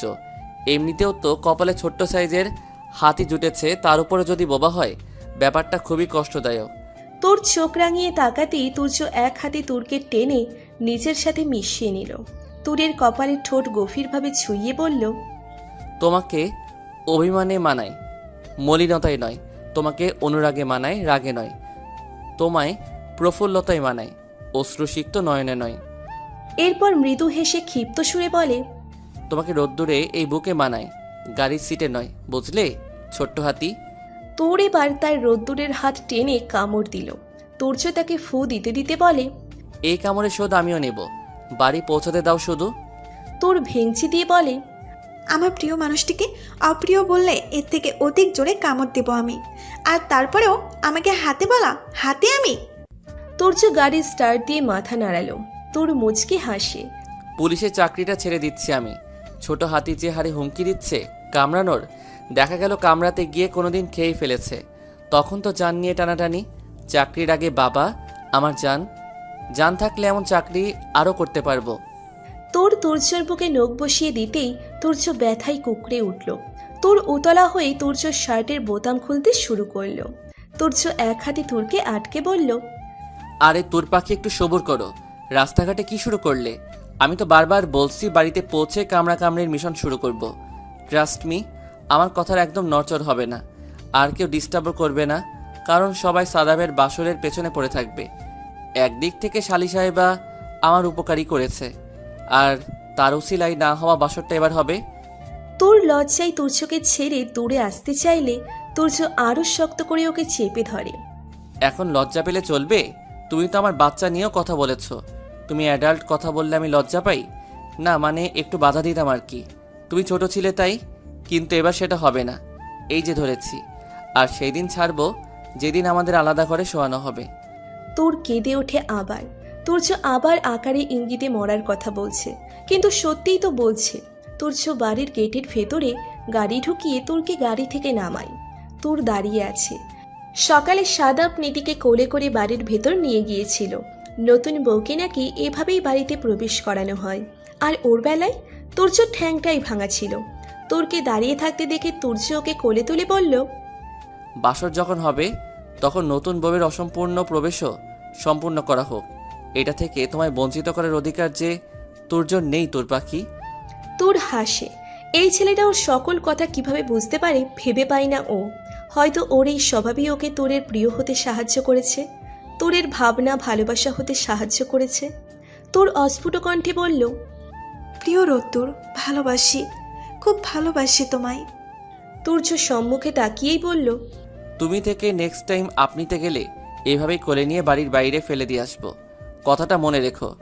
তোমার মুখ থেকে আপনি ডাক শুনতে চাই না তোর পাখির প্রিয় রোদ্দুর। বরাবরের মতো তুমি হয়ে থাকতে চাই। আপনারা আশিকের বয়সে গল্প চান নাকি? কমেন্ট করে জানান। যদি এই ভিডিওটিতে 3000 লাইক হয় তাহলে বুঝবো আপনারা আশিকের বয়সে গল্প পড়তে চান। তাই এখনই আপনারা এই ভিডিওটিতে লাইক করুন, এমন কমেন্ট করুন এবং আপনার ফ্যানদের সাথে শেয়ার করুন ভিডিওটি। ধন্যবাদ।